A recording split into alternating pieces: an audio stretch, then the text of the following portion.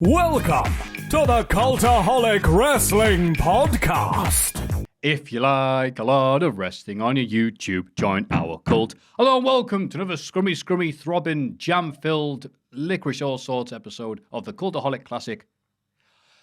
Oh no! Oh no! Now it's okay. I understand why you've done that. Yeah, I get it. And we should leave it in. Okay. I think we should leave it in. We know why we've done it. We know why he's done it, don't we? Yes. Why has he done it? Because you two have just done a special edition of the Cultaholic Classic podcast. Classic SmackDown review. But it was Invasion. Yeah. So we've just done a watch along of Invasion. You two I thought would be tired for this. I thought you'd be blown up. But it turns out no. You're both raring to go. Oh, you're right. Go on that, brother! It's been 10 seconds, only blown the intro. If you like a lot of chocolate on your biscuit, join our club. See, I just messed up a second time. It's the Cultaholic Wrestling Podcast. Yeah. And listening to the dulcet, throbbing, rubbish tones of Maffew, the well-soaked, long-cooked, in his juices, Jack the Jobber, looking confused. God, what was that?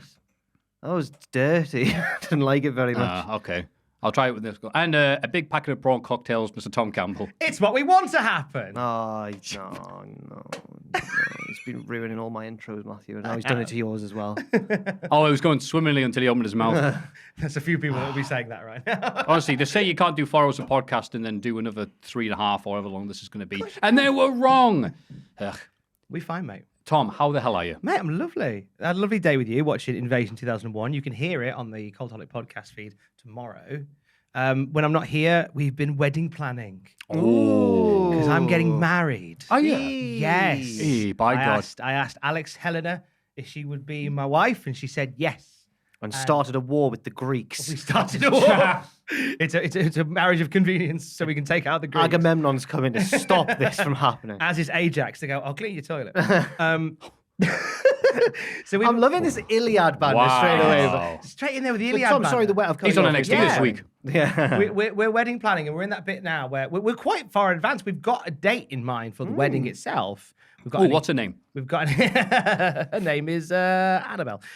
We've got an engagement party sorted and booked, which you're invited to. You're invited to.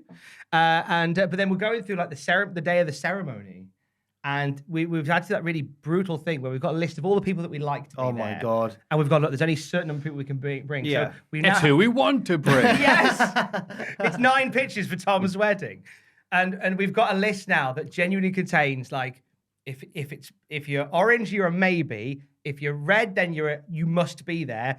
If you're blue, then you probably That's won't brutal. make the cut. It's really brutal. There's people I really like who have had to colour in blue. But it's understandable, though, because you and Alex have both had, I imagine, careers where you've met a lot of different people, and not just work as well, but you've probably met a lot of people. Yeah, the list is long, and we've had to be like with members of our own family. We've had to go. We've got to put them in blue here. So we've had that. So we've been going back and forth with that. So when I'm not here, that's pretty much been the week. And do you know what? It's lovely. I'm very excited to get Sounds married. very exciting. Very excited to get married. Alex is full of ideas for the wedding, and I'd like more ideas for the wedding because Alex is so brimming with them. She's convinced me to wear a kilt.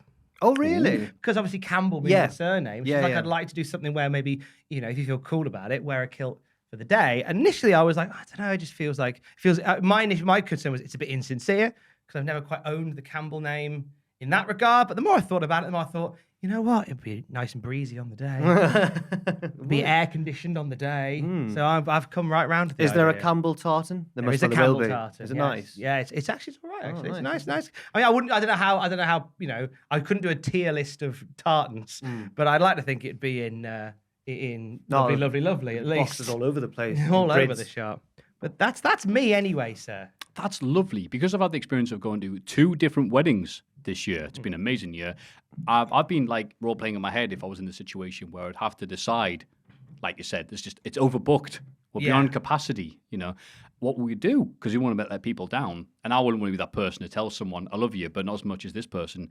So I would try and get a hold of the gladiator game, the eliminator at the end. Oh, And you see, like you say, the travelator. you want, it's like the whole thing. Look, Jimmy. Good luck to our grandparents getting up the travelator. Yeah, Jimmy, I've known you since I was a kid, but you did fall off the monkey bars. It's kind of on you. Sorry. I know how Tom feels as well because there's a load of fixtures coming up in fantasy football, and I've been trying to plan my team. So similar sort of level of Donald. No, he knows. Do you have Haaland on your team? Everyone has Haaland in their team now. He's Even me. I think you'll find he's called Parker Boudreaux now. Oh, I genuinely made that mistake the other day in the office. did you really? Yeah, Jack Atkins mentioned him, or Aiden mentioned him, and me and Jack Atkins both went because we both thought he meant Parker Boudreaux. He meant the footballer. Yeah. Anyway. Boudreaux or Boudreaux? Oh, I don't know actually. Boudreaux or Boudreaux, tick where appropriate. Yes. But no, that's very exciting news, Tom. So, How are you? Oh, I'm not bad. It's been a quieter week. Obviously, last week it had been my birthday. Now it's just been a much more chilled one, and that's fine. It's all right. Enjoyed your birthday shenanigans. Thank you very much. Thank you very much. It's a nice time. Thank you for coming. It was nice chilled vibe. It was all right, wasn't it? Yeah, in Bar Loco. You worked the room quite nicely. Bar Loco, which wasn't that crazy at all, actually. It was very nice. It was not as loco as I hoped it would be. It was Bar Sensible. No, that was good. Oh, That was God. good, Jack. I worked the room nicely. You worked the room Thank you. nicely. I was trying to mingle like an adult. Oh, it's hard, man. Because that's the issue we've got with our engagement do. We're like, we've got friends coming from far and wide, and like you want to spend time with everybody, but I've just got to kind of busy Try and get your mingle around. on. Honestly, though, that's great for me because I've got a bit of ADHD and also don't like people that much. So it's like, hey, good to see you, Yeah, pal. you can float hey, between hey, them. you good? You good? Yeah, it's enough. Cool. Next. Speed good like friending. that. Like, it's like that Yeah. Key and Peele bit where he's like, is the president. Somebody was shaking hands with and some people was giving a big hug. It's like, yeah, it's enough of that. Yeah. Aye. I'm excited to introduce you to my mum and dad. Oh, Oh, lovely. okay. That'd be nice. Just Oh, see will be. here's my mum and dad. Scrummy, scrummy. Scrummy. absolutely. Yeah. He's lovely truffle. Yeah. Would we put them off if we were like, nice to meet you? Oh, scrummy. No, they know Tom. I think go straight in with it. I think just to see what happens. Oh, Mr. Campbell, you. you fight. You look like a fine truffle tonight. Ooh. Matthew, how have you been? I'm very happy because last week people obviously enjoyed because of the lovely, lovely dynamic between you and Fraser. Aye. And me, still recovering from the party I went to instead of going to your thing. Still recovering from that. Only just got round to getting out of it and kicking out You at need two. to say it in such an aggressive way instead of going to your. I was just part. I was like holding the table at some points, like, okay, it's all right. I don't think anyone's noticed because they're like, hey, Fraser, what do you think of Jack? Oh, there we go. Look. Well, there was a comment that said all three of them, the regular podcast presenters, have different boyfriends who third wheel the others. So it's you and Tom, Obviously. me and Fraser. Oh, yeah. Ross and Andrew, which I found a strange dynamic there because Oh. I find them quite combative. Like, That's what you do with a good boyfriend. But that's the same with you and Fraser, though. True, yeah. Yeah, I was going that's to say, true, yeah. actually, Just literally described your... Was Mm. he about to say something nice? Like, you should be nice to your boyfriend and stroke his hair and tell him he'll be all right. But I laughed at that comment about how we all have different boyfriends. It's quite true, actually. They're great quite people, the nice. commenters. It was cute, yeah. Some of years. I can read the comments now. They're saying, can you get to the news, please? Oh, all right then. Oh. A big thing that happened on Friday, I won't say it's quite cursed to the podcast, it's just the time I decided to do it, was the commentating in WWE, a road switcheroo. So that just means the end of Nigel McGuinness, released by WWE, which is a damn shame. I really enjoyed his commentary, even when he was doing it for the show that doesn't exist, NXT UK. Yeah. Still enjoyed him. And recent times has been just around the place. I'd actually forgotten he was around because what else are you going to do? If He was there's on. no Was he on NXT? Level Up? Oh, Level Up, right. Yeah, that's a show everyone's talking about that also doesn't exist. Yeah, so that'll be him. I have no idea what the hell's going to happen. He's To be honest with teased you, he can't go to something. AEW because they've got more commentators than titles almost. Impact's fully booked. That wouldn't stop AEW from trying to get him in. Oh, yeah, of course, silly me. Imagine Tony Khan trying to do a wedding. No, I can't. Keep bringing him in. It's fine. Well, WWE would The book first two weddings on the same day, and he'd be like, "I'm not going to sit here." And That's right. He's listening to the critics. It's finding a 2-day wedding. Could he? Does he have a? I know that he was obviously an amazing wrestler, but does he have an interest in like coaching or training? Because he could do that, couldn't he? Probably. He's British, and they know all the We know all of the holds. That's right. Well, everyone's been to a gym or a coaching place that has a cool name. We all learn Like the hammerlock Sharks by the age of Yard. 3. Yeah, the Sharks Yard. Just make it up. Yard. That's right, Nigel McGuinness of the Bookies pencil. That's right, yes. Of the Rusty Warehouse, UK, Hammerlock. Wizard Sleeve Wrestling Oh, School. No, Sorry. no. I'm still thinking about the Sharks Yard. Sharks Yard's like, good. there's the garden, just sharks flopping on the grass. It's the Sharks Yard. Yeah. They don't need water. Shut up, they're hard. No. And you will be when you come to the Sharks Yard. So at least there's options for Nigel. Then he can go swim with the sharks. Jimmy Smith was released, he revealed this week that Triple H accidentally told him before the show that he was going to be let go. How do you mean? He goes, well, he said, he's basically, there's a long story here, but he was going through a line that he wanted to say. He said, hey, is this going to be good? And he says, hey, Daniel Cormier hates Riddle just as much as I do. And so Riddle Production goes, what do you mean? He goes, well, Riddle's been critical of fighter pay of the UFC, and Daniel Cormier is kind of considered a company guy. So he said, can I do that line? And Triple H said, that's a great line. Give it to Michael Cole to say. Oh. And he's like, I wonder why I said that. Oh, I'm getting let go. All right, then. Oh, dear. So Jimmy Smith, who did a very good job of saying lots of things and me remembering none of them, which in fairness people have said that was his role for a year, I guess, just to be that filter to say, hey, up next, blah, blah, blah. I never thought he was bad. It's just that you could tell he wasn't a wrestling guy. He was like, they wanted to make it more sportsy, didn't they? And he was an MMA guy. I didn't mind him, but I put him in the same... Do you remember Adnan? He was there for about 2 weeks. See, I remember him more because he was a mess and he had that thing of... I put him in the same bracket as Adnan. Was he better than Adnan? No, Adnan's funny because he lasted 3 weeks and went, oh, this is a mistake, this. But then, speaking of mistakes, Jimmy then did a little interview with Sirius XM and said, quote, does this guy look like he can fight? That is what the WWE is about. Roman Reigns can't fight. He looks like he can. He's just a big, muscular dude. Daniel Cormier does not look like he can fight. You put Cormier next to Brock Lesnar, and it looks like a man and a kid, and WWE is all about that visual. Which I get what he's saying there, but obviously wrestling media did what the wrestling media does best, took that one little bit. Jimmy Smith says Roman Reigns can't fight, and then they have to apologize days later. I got all these angry messages. I went, what the hell is going on? I Googled myself. It's never a good idea to Google yourself. And Roman Reigns, and the first thing that popped up is the Bleacher Report article. A quote of mine from my radio show, all chopped up, essentially me talking about Daniel Cormier is a fighter, and Reigns and Brock Lesnar are not. There's no context at all. It completely leaves out, I was asked if DC could take on Brock Lesnar and WWE, and I said no, because they don't look like they should be in the same ring. So, and he obviously has good things about that. So, he's learning. Yeah. Bless him. Learning. I mean... it's one of those ones where it's been blown up, isn't it? But I do think it was a bit of a silly thing to say. It was waiting to be misconstrued, possibly. Yeah. He's not really a wrestling. He doesn't know that much about. Well, obviously, That's a what weird was one. he who said like he was supposed to do wrestling, but the last wrestling he saw was like Macho Man. Remember that being a thing from what? Maybe I was imagining that, or someone was making. Maybe fun they of him. wanted. You know how they hate. Although I always saw this as more of a factor in the Vince era. But don't they want people who want fans or who want gonna? Well, they wanted to get writers and stuff. Bruce Buffer in Okay. for a while for commentating, but he turned it down. For commentating, Yeah, I think that was the big thing. he's an announcer. It's a strange choice. Yeah, it didn't Oh, happen, yeah, obviously. fair But enough, and then also speaking of commentating, Renee, Paquette. yeah, it's a packet, isn't it? Packet of crisps. Declined an offer to return or stick with the company. Really? Sorry, when they were scrummy, and has obviously then gone to AEW instead to be with her husband. So it said Let's part send that of Borat the- voice. We'll talk about it more, I guess, when we talk about Dynamite. But they started the show by saying, "Oh, here's the new member of our broadcast Didn't waste team." any time whatsoever did But they been in they Toronto. didn't. But they didn't say what her specific role is going to be.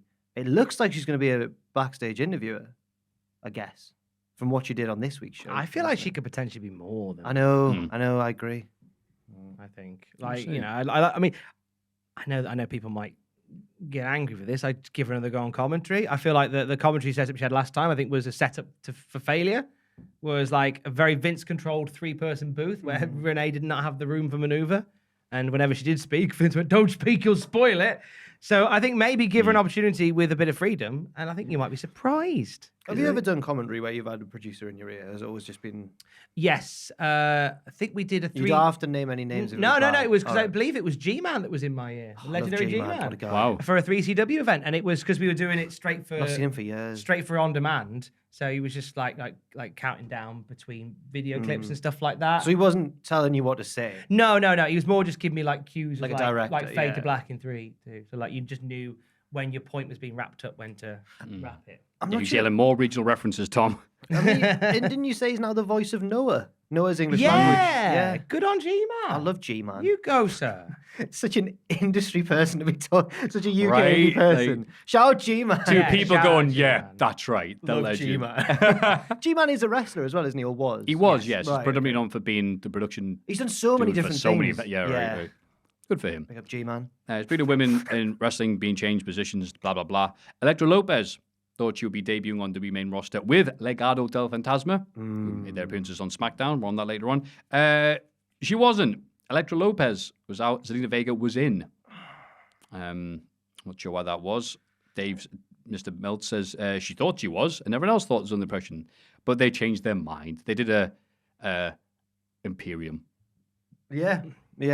I think Vega's a good fit for that group, though. Like, and that's no disrespect to Elektra Lopez, who I think is phenomenal. I don't know why you could have, sort of gone against the grain and brought up, here's a crazy idea, a three-man team and a woman to be managed by another woman. No, that's too many women. Wild thinking. 2 women in one group. Yeah, Imagine. one's a manager and one's not. Well, that would confuse everybody. Big revolutions down the street. It's crazy. Jimmy Smith's fuming as well because Elektra Lopez looks like she could batter Zelina Vega in real And life. Daniel Cormier does not look like he can. Jimmy. John Moxley signed a 5-year extension with AEW, which was no real surprise. There's 2 bits about it that were. One was apparently he was working without a contract or as a free agent in between the awkward, SpaghettiOs, no CM Punk or Elite. Can you stick around for a bit? He wanted a holiday, but... So he actually was just as a free agent there, which is nice. And apparently he did insist, though, this must have been maybe part of the deal, to say, yeah, I'll resign, but I am losing my title, my Game Changer Wrestling title. He's going to honour his bookings. That's good. Yeah. And drop it to Hardcore Nick Gage. However... which is fascinating when you think about it. It says, yes, but you are also the AEW World Heavyweight Champion. Well, did you see the way he dropped it? Yes. Apparently AEW had a hand in that. Yeah, I mean, I'd be amazed if it was a clean victory. Yeah. But it's just the fact that when you think about it, that's crazy. Because there was big issues years and years and years ago when Vader was booked by UWFI when he was still WWE World Heavyweight Champion to lose to Carter. Okay. Yeah. Even though it was in front of like thousands and thousands of people, The big shooting deal. They were man. like, you're our champion, right? He's going over another company and losing. So, But this has been something that Moxley's had on the cards for a while. It was a match that was slowed down due to numerous things, due to the pandemic, due to Moxley taking some time away himself. Yep. So this has been like long-term booking that he wants to honor. And then obviously CM Punk going away, getting injured, and then Moxley having to step in there. Moxley's like, yeah, I'll help you, but I'm still doing this thing. Like I've still got this to do, and the reports were that Tony Khan and AEW tried to block Moxley from having that match, and Moxley's like, "Well, if you want me to stay, I'm going to do that match." And I love that. I love that commitment to the cause because a lot of other people might have just gone, "Yeah, okay, I'll vacate it." Moxley's like, "No, I want to do the right thing. I want to go and lose the belt properly and let them carry on." the time-honored tradition. Looking at you, Brett. Brett. But yeah, it's you want also to drop the belt in my home country. I really thought you were going to say Sean, but you've gone for Brett there. That was interesting. you gotta mix it up now. I guess so. Moxley livid. They would have dropped the belt in America. Yeah, he needs to. He can't drop it in Cincinnati. That's the one.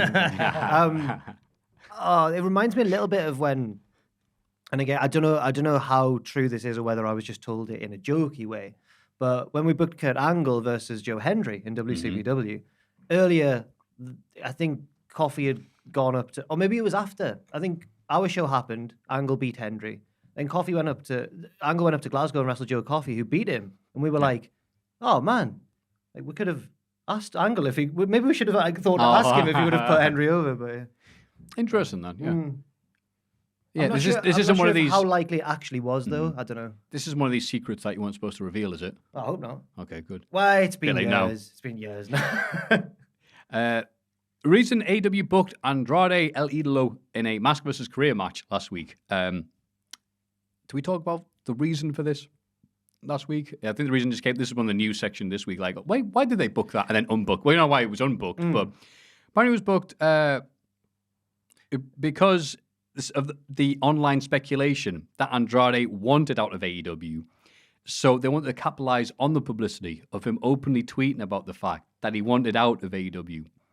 It was Andrade's idea, apparently, who went to Tony, "Hey, we should make this a career thing because loads of people want to see that." And then Andrade was going, "I might just lose the match on Andrade purpose, was, but then lol." I'm mystified by that. That can't be right, but it Didn't could Brian be. Pillman do this to Eric Bischoff? I think Andrade was trying to Brian Pillman, AEW. Be the should quickest do it. victory. Like, wait, we're not even airing yet, and he's already like holding number 10. Go on.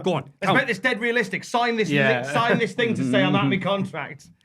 So let's make this dead realistic. Book me an Uber. He's one of those old WF Attitude t-shirts. Also, MJF reveals AEW security tried to break down his hotel room door over Double or Nothing weekend. Okay. So again, it's very... You're doubting MJF? Speaking of Brian Pillman again, the mixing of what is reality, what is fiction with MJF, also held by various news hounds going, go on, tell us what happened in your terms. AEW star MJF talked sort of Sam Roberts when he's not starting stuff with Jimmy Smith, asked him about what happened that, showing a meet and greet. Quote, my company lost 10 grand that day, and I say my company because they are employing me for the time being. I did not go because my boss at that time was being a mark. If you don't want to pay me what I'm worth, Daddy does not show up to work. Daddy got the money. Daddy is back. He said Daddy a lot. He's been saying that a lot recently. Now me and TK are best friends. TK, great guy. Thank you for £5. When I stayed in said hotel room, they did a wellness check on me and the AEW security tried to break my door down. At the time, I had already left. That was everybody's fear. Is this MJF's... Oh, Brian Pillman moment. Even he's talking about it. No, it was MJF trying to make what MJF deserved to be making. I have understood that there are some people who were really let down or offended. What I say to you is this. I don't care. Get over it. I'm happy now. If you're a fan of me, you should be happy too. And he keeps on talking. But then when he's asked, so what about that thing where you bought a plane ticket and then didn't get on it? And he just says, quote, I will not comment on the plane. I cannot confirm or deny whether or not a plane ticket was bought. So it's an oddly, so it's a weirdly specific thing to lie about the wellness check and the door and everything. Like, I think that might be true. Yeah, but the plane stuff is still... That was weird, wasn't it? That was one of those Sean Ross Sapp ones where he was like, I have seen irrefutable proof that he has a plane. How? MJF told me. Parked in his house. Well, he couldn't say why, but he said he'd seen something. But how can you? If you wanted to see if someone's bought a plane ticket on the plane, I'm just can guessing you as a wildly, journo? but I reckon that MJF probably sent him a picture of a boarding pass or something. Right. Because I can't bring a bottle of water on a plane now. And you mean to tell me someone can ring up and say, hey, is Matthew on the plane? Wait, hang on. Oh, Matthew. Did he get on the plane? Did he get off the plane? And then MJF turns up at Tony Khan's door like Rachel. I got off the plane. Crowd, yeah! And then they kiss. Exactly like that. And they leave all their keys at the end. Yeah. Yeah, weirder and weirder, but he is doing a good job with it because it is entertaining. It's confusing and sometimes exhausting, but yeah, entertaining nonetheless. Yeah. Keeps you grabbed. I'm certainly intrigued as to where the next chapter is in. Can Tony Khan run a zoo? Lies. Tony Khan and the saga of spinning plates. Yeah, we just bought a zoo, Tony Khan edition. And that is most of the news. Everything else that's going to be happening will be happening on the shows that we're going to talk about on this very podcast. The well-articulated, well-introduced, well-put-together Scrummy podcast. New name of the podcast. That's right, the Cultaholic Classic Scrummy Review. Go to hell.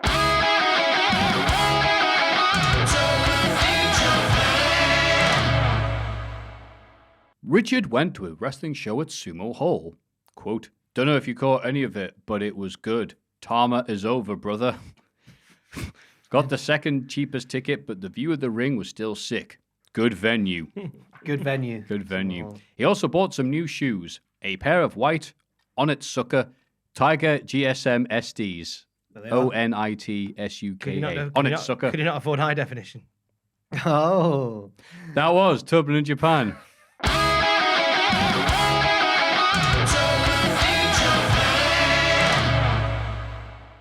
Everybody get excited for the Cultaholic Hall of Fame! Let's have a look in everyone's favourite segment, the Hall of Fame. In condescending order from last week, Edie McCready from Balamory, 15%. It's a week. She's the only reliable form of transport on Balamory. All right. Not anymore, apparently. But that was a lovely little podcast bit we did last week with everyone, him just going on full force, Fraser, about the wonders of Balamory. That was my pick, though. No, you're right, because I'm being racist because he's Scottish. So he was my spirit guide into the world of Balamory. Not just because he's Scottish, but because you love this. You're from there, yeah. We've all been there. He's also younger. I was slightly too old for Balamory, so he was the perfect target. It's nice that you're finding out so much about each other. Mm-hmm. It's cute, isn't it? It's lovely. Yeah. So Jack's got this big list. Don't get him the best of Balamory. He doesn't like that. Taylor Swift's music not being for gimps, 41%. That was Fraser's. So Fraser that's right. went to his barber's the other day or the other week, and the Taylor Swift song was on the radio, and the barber was like, "Oh, do you like Taylor Swift?" And Fraser was like, "I do quite like Taylor Swift, yeah, because he lies for attention." And the barber now, That's what we're looking for. no, and the barber was like, "Oh, I was just kidding, mate. I think she's for gimps." This is like mid haircut, and Fraser's like, "Oh, okay, fair enough." The barber opened the door, and there's just a guy there with a leather mask and a zip going. Yeah. Feeling 22. It's a great song. Which sounds oddly like something that would appear in Don't Hug Me, I'm Scared. 43%. You lovely human beings, you. I knew it wasn't just myself watching the brand new series of Don't Hug Me, I'm Scared. So you're both What? fans of Don't Hug Me, I'm Scared. Say that Absolutely. again. I'm not going to Say that into my good I ear. don't understand it. Oh, I don't know I'm not about gonna be able to that. play along. I'm a train. Sounds good. Sounds good. Yeah, I don't That know, is what please. Have some of this drink. Have some raisins. It's No, my very yeah, special, it's great. very warm drink. It's good. But there is a character on there. I can Oh, here we go. I always third wanted one. to be dead. Oh, it's good. I always knew Jack I knows how I'm deserved feeling to right be now. dead. But when we talk about how do I feel when you're talking about when are you? You got this. You got this. I'm trying to work out my sentence. When do you feel like how I felt there? Huh? Because you said Jack knows how I feel. No, right he now. says it goes, I wish I was dead. So that's how Jack feels right now. Oh, I've got. I always knew I deserved I to be thought you meant dead. like when me and Ross Yeah. talk about like football from like recent years. Yeah. As soon as that calendar goes from 99 to 2000, like, get away. So it's good, is it?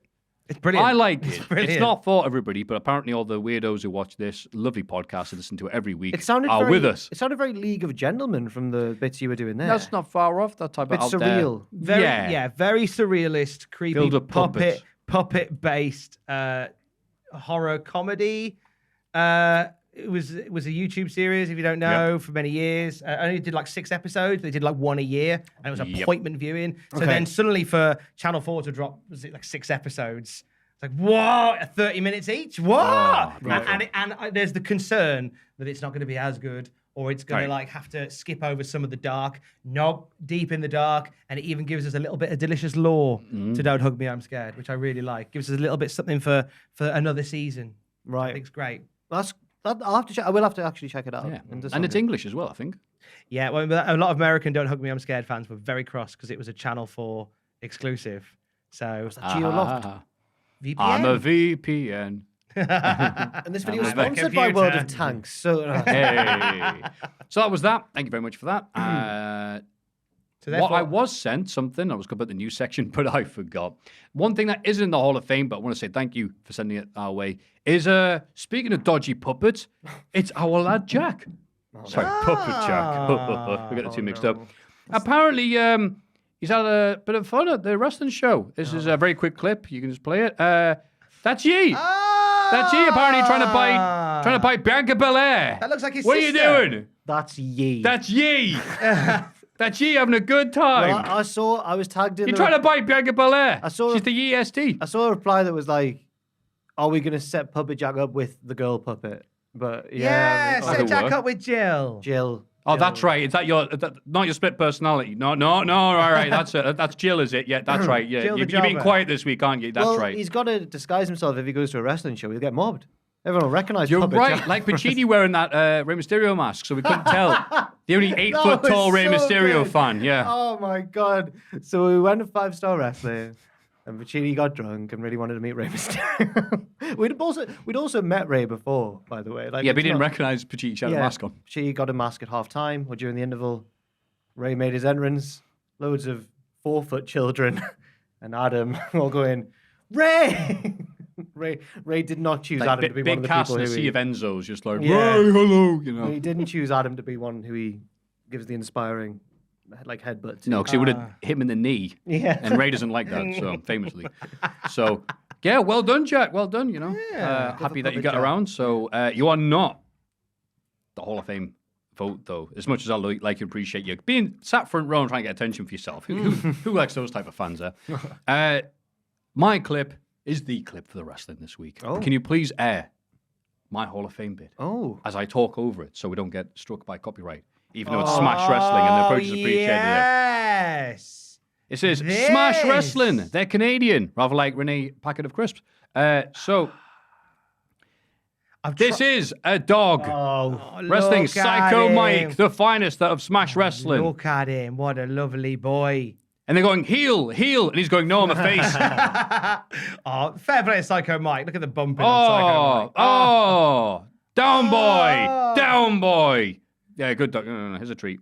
Here's a treat. Cover him. Here's your treat. It'll be the pay window. Oh, I kicked out a 2, so it's a good Arrogant. one, that Psycho Max. 1, 2, 3. Yay! Oh! You're a good boy. That's right. That is the good boy of Smash Wrestling. Woof, woof. Moo, moo. Woof, woof, move. That's right. Finally got there in a sensible way. I love that. I did reach out this week to try and speak to the owner of the dog for the Cultaholic podcast. Why not the dog? I mean, we'll get him on presumably through the same Good path. lad. He wanted I to- love his that. Price was too high. It's gone to his head now. One of the dogs that wears shades. That's it. He's desperate for booking the Tokyo Dome. I think he's been signed by AEW as we speak. he'll be on Rampage. You watch. Nigel McGuinness can train him. Yeah, There you go. This is first training at the Shark the Yard. Shark Yard. Hey. There's the true big dog. of So that's all I've got to say. Wow, a wrestling dog. Blimey.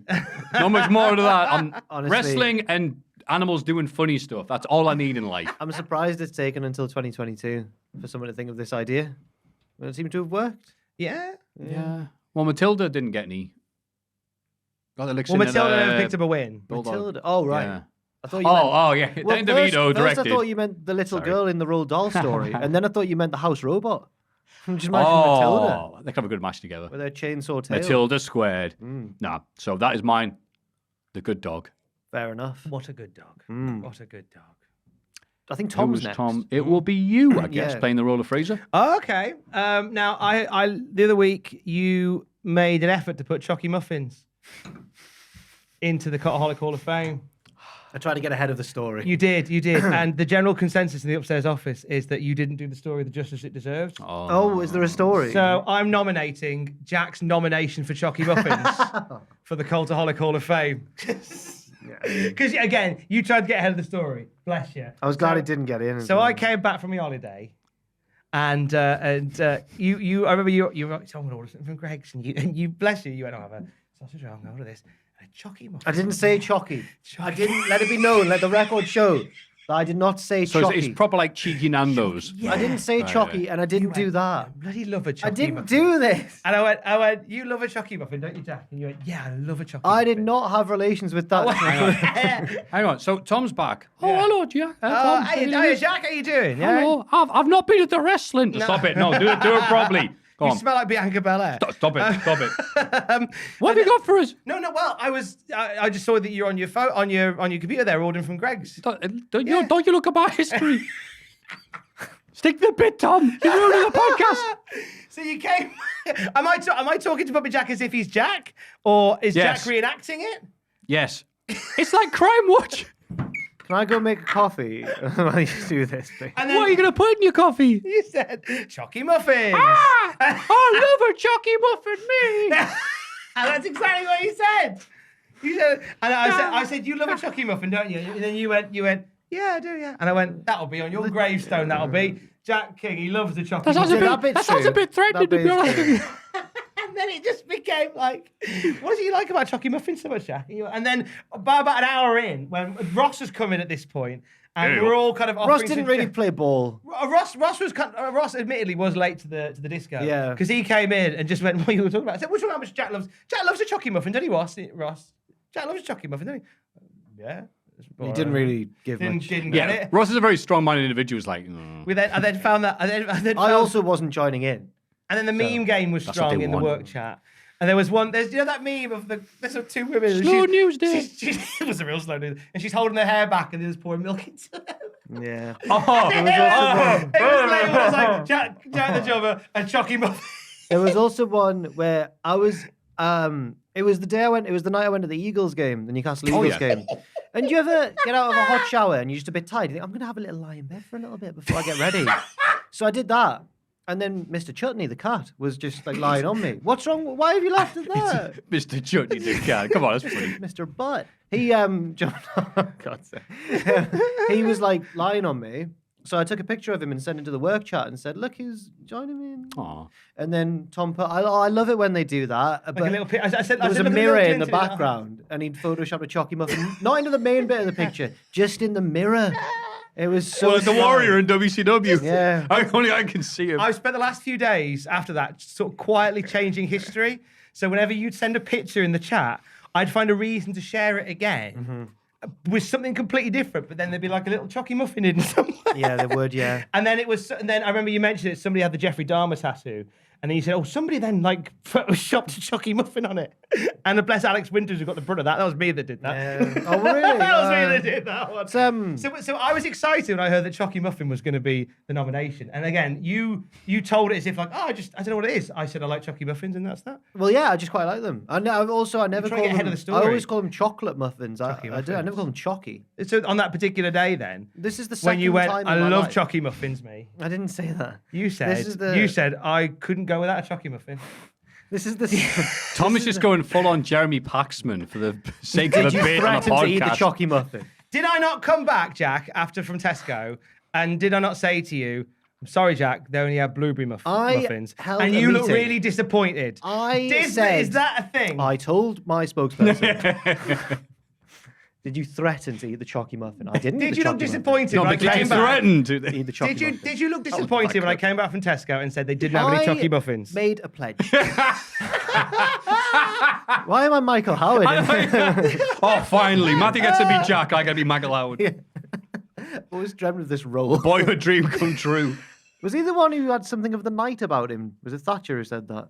Someone said about him he has something He of the did look night like about a, him. count. He did. I had to really, really choose how I said that. Anyway. Yeah, so it's been a fun week. Yeah, so go back to the drubbing. Yeah, I made a brave effort during that time to try and get Greg's to make you be their Chalky Muffin spokesman. Oh, I'd do that. I'd reached out to, I genuinely. Did you? No word of a lie. Not only did I tweet them, but I'd emailed their PR person who I'm friends with. Who I'm friends with. Oh, yeah. She hasn't got back to me yet, but I'm optimistic. Tell you what, the BBC gives you keys to everything. I was going to say, wow, Tom, you can't tell you spent years in radio with a... Oh, I know the Greg spokesman. Would you be disappointed if, just put this out, I'm just putting this out into the Sam world. set me up a DeviantArt profile. He did do that. All right, what if you uploaded? Go through my I emails. don't know. Something humiliating. Go on, Tom. What's the Go through address? my emails. Oh, wait, no, I was going through my emails. Oh, you went through your emails. No, Your that makes if more I go sense. through your emails, it'll just be like, oh, get me a chocolate. You slipped up there, Tom. That'll work. If hypothetically you were to feature on a poster, I really don't want to be the face of at a chocolate. Greg's in Newcastle that said, "I love me a chocolate." Muffin." No, I don't want to do this. Would- I really don't want to do Would this. that upset you if that was? My family are from the northeast, Tom. It's all fun and games when you're from That the explains Midlands. the They'll be accent. walking down Northumberland Street. Is that our Jack? On a poster with a chalky muffin. I don't think I want that. And it's How funny would 'cause you be doing it? it's Would you funny be how doing you- the mid-bite thing, or you're like looking at it going, wow? I just would. I well. Yeah, we're- that's it. That's the We're post. thinking just like a PSD of you, and then like love me a chocolate muffin. Can I choose the picture? Yeah, you can choose. The I picture. might do it then. I might do it. You can choose the picture. And for someone who's and no. also to go this against feels really like I'm following in the footsteps of Adam Pacini. to go against like on the your billboard and that. to go against your thing about you saying I don't say chocolate muffins. Maff, hasn't he said chocolate muffins a lot in the last Yeah, 5 I've played minutes? along for the purposes of good podcast. Ah, that's a really convenient answer.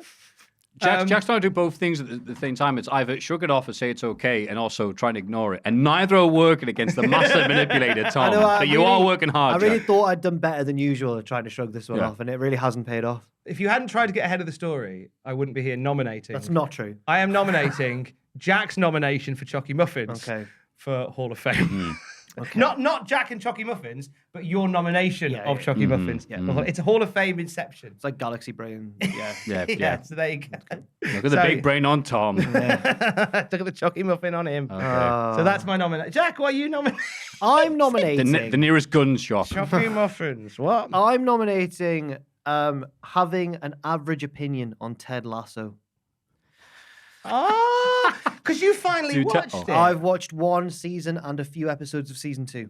Oh. And from what I can tell, everyone loves Ted Lasso. I think it's average, and people are baffled when I say that. Everyone seems to be like, "Oh, Ted, have you watched it?" No, because everyone's told me to watch it. Right. If 2 people tell me to watch something, absolutely. If like 10 people, I'm like, oh, no. What about you, Tom? I've not seen it, but I'm aware of the popularity around it. Have you, Dan? I agree with you completely. Do you? You agree with me? Because I've only ever heard people say that it's brilliant, it's amazing. Oh my God, you should watch it. And at first I thought, oh, this is just going to be people who aren't football fans. So like Fraser's not really into football. He loves Ted Lasso though. And then Andrew loves it, I think, as well. And he's not really into football. But then Owen likes it and he is into football. So I thought, right, I'll give this a go then. And it was okay. But like the reason that everyone seems to love it, I find is it's kind of, what's the word for like overly sweet? Is it saccharine? Saccharine, yeah. It's really saccharine. You fight in Final Fantasy 7. So it's very saccharine, but that can be in a good way though, can't it? I don't get it. Is that a chocobo reference? It was crap, to be honest with you. That's why I say talked Chocky really Muffin? quickly over Yeah, it. Chocky Muffin. Thank you for saving me there, Jack. What a trooper you are. For example, my favourite bit of season 1. Oh, sorry, there's going to be spoilers for Ted Lasso here. Sorry. Ted's got divorced from his wife. He didn't want to. She's the one who engineered the divorce. He feels sad, right? He's in this hotel room. They're on an away trip. They've had an away game, so everyone's gone out that night after the match. He's back in his hotel room feeling sad. He gets a little knock on the door. Ooh, who's this? He wants a piece of Ted Lasso. You'd think it's going to be the boss of the club, like the owner, because there's been a bit of tension between them.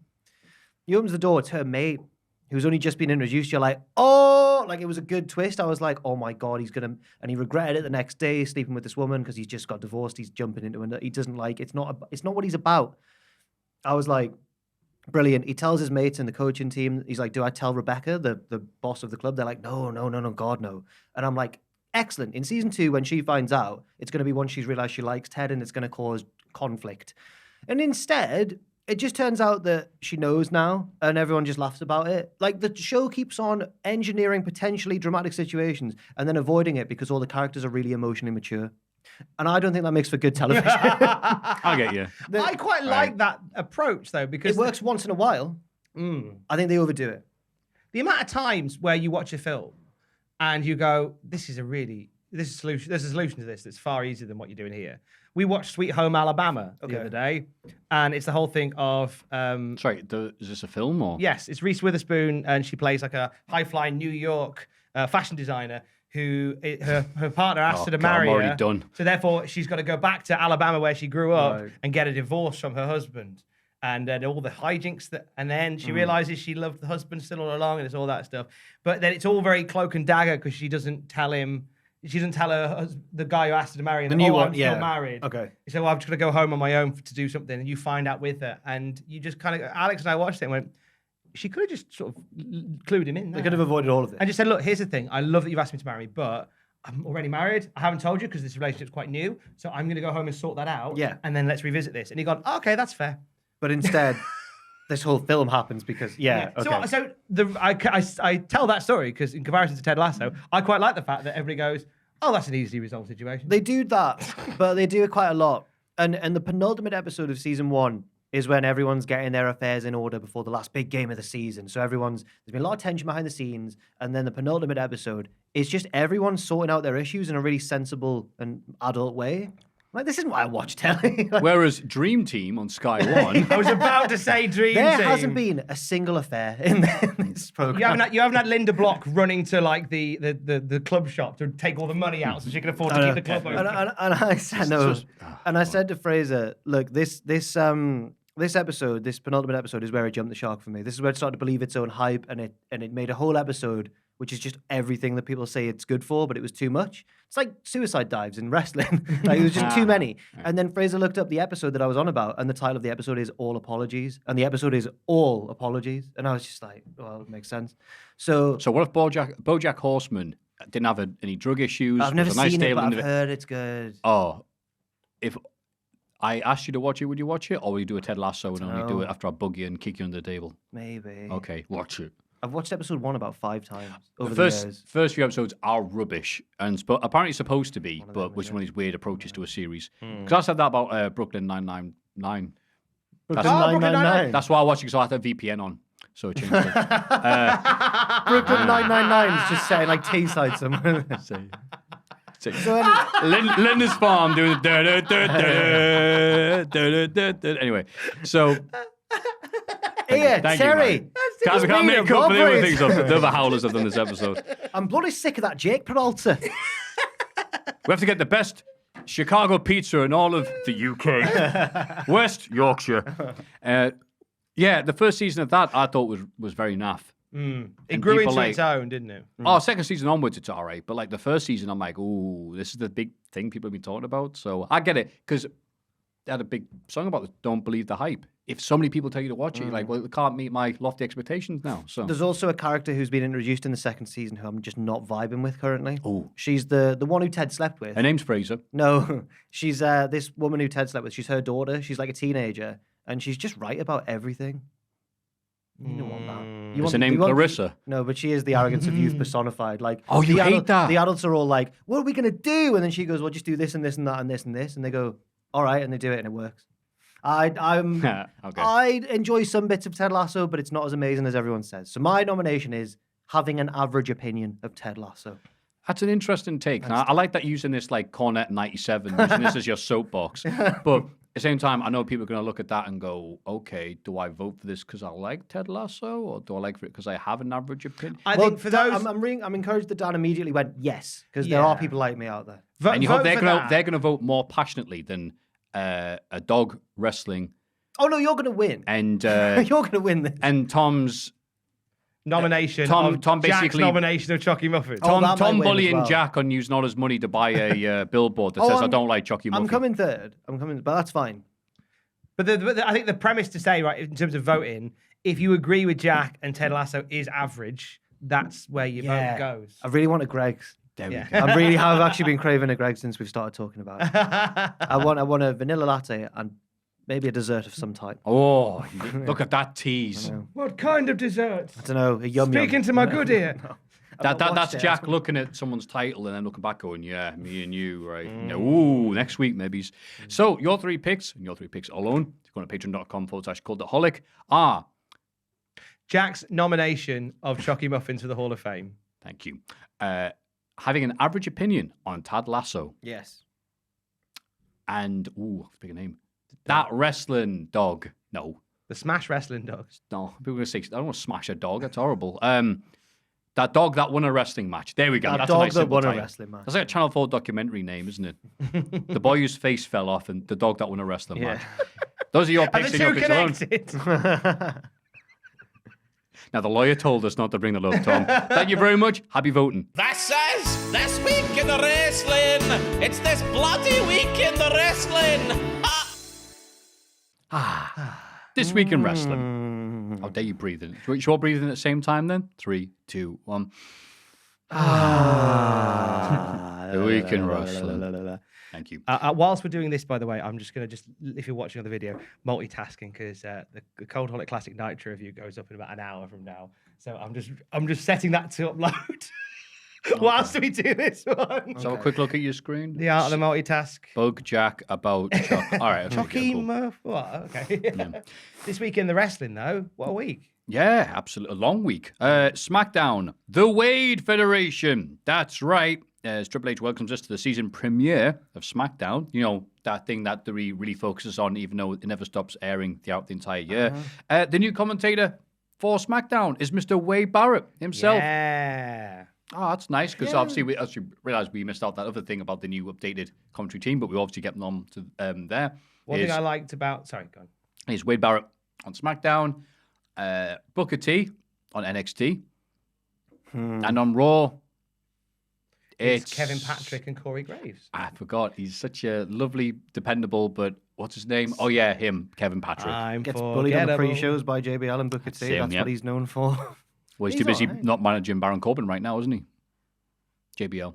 Oh, I thought you meant Kevin Patrick. I haven't heard anything, though. The Were way you the glad way about Wade, Tom. I was going to say, what were you about to say about Wade Barrett? well the Wade Barrett situation. He's on SmackDown now, and he was very good on Friday. It's only a temporary move for Barrett. I think there's some people asking about this. So Pat McAfee is coming back at the end of the college things. So therefore, Wade will move back to NXT. So Booker T is only there as a temporary measure, which is it's exciting for Vic Joseph to spend the next few weeks sort of reining in wild horses with Booker T. Do you think when Barrett's back, he'll be like, I missed you so much. Thank goodness. I missed your horniness. But great for Wade though. He toned down rose the the horniness. occasion. I think he did actually. Yeah, I think everyone was toned down this first episode they were on, Booker T especially.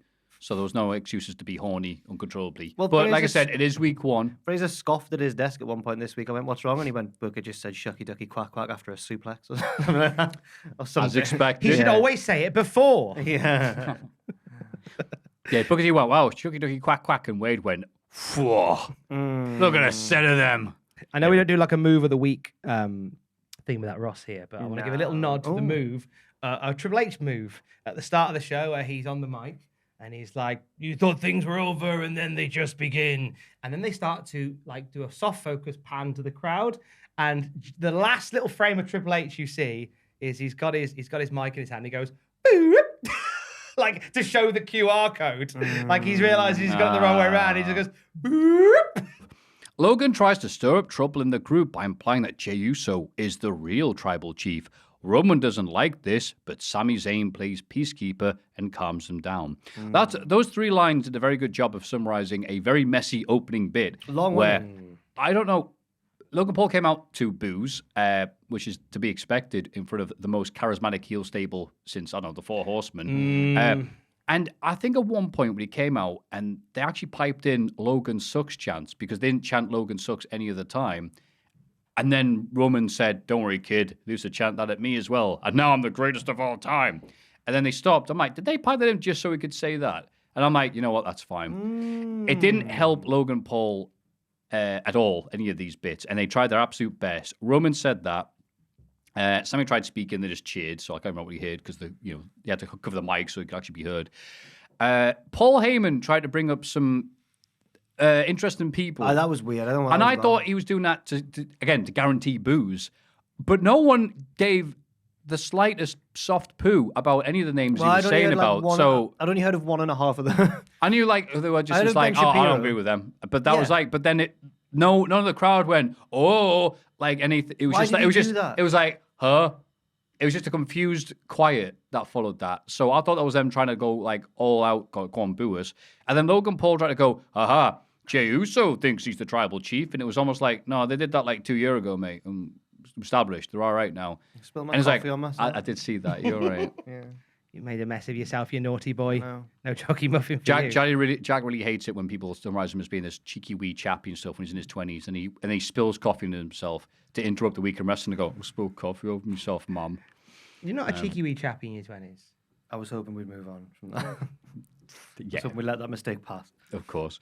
So it was an interesting, weird bit that didn't do anything for Logan Paul, but God, they love Sami Zayn. Oh, don't they just? And then Solo Sikoa beats Ricochet in a singles match. Backstage, Jay and Semi argue. Sammy calls Jay. Semi. Whoa, steady boy.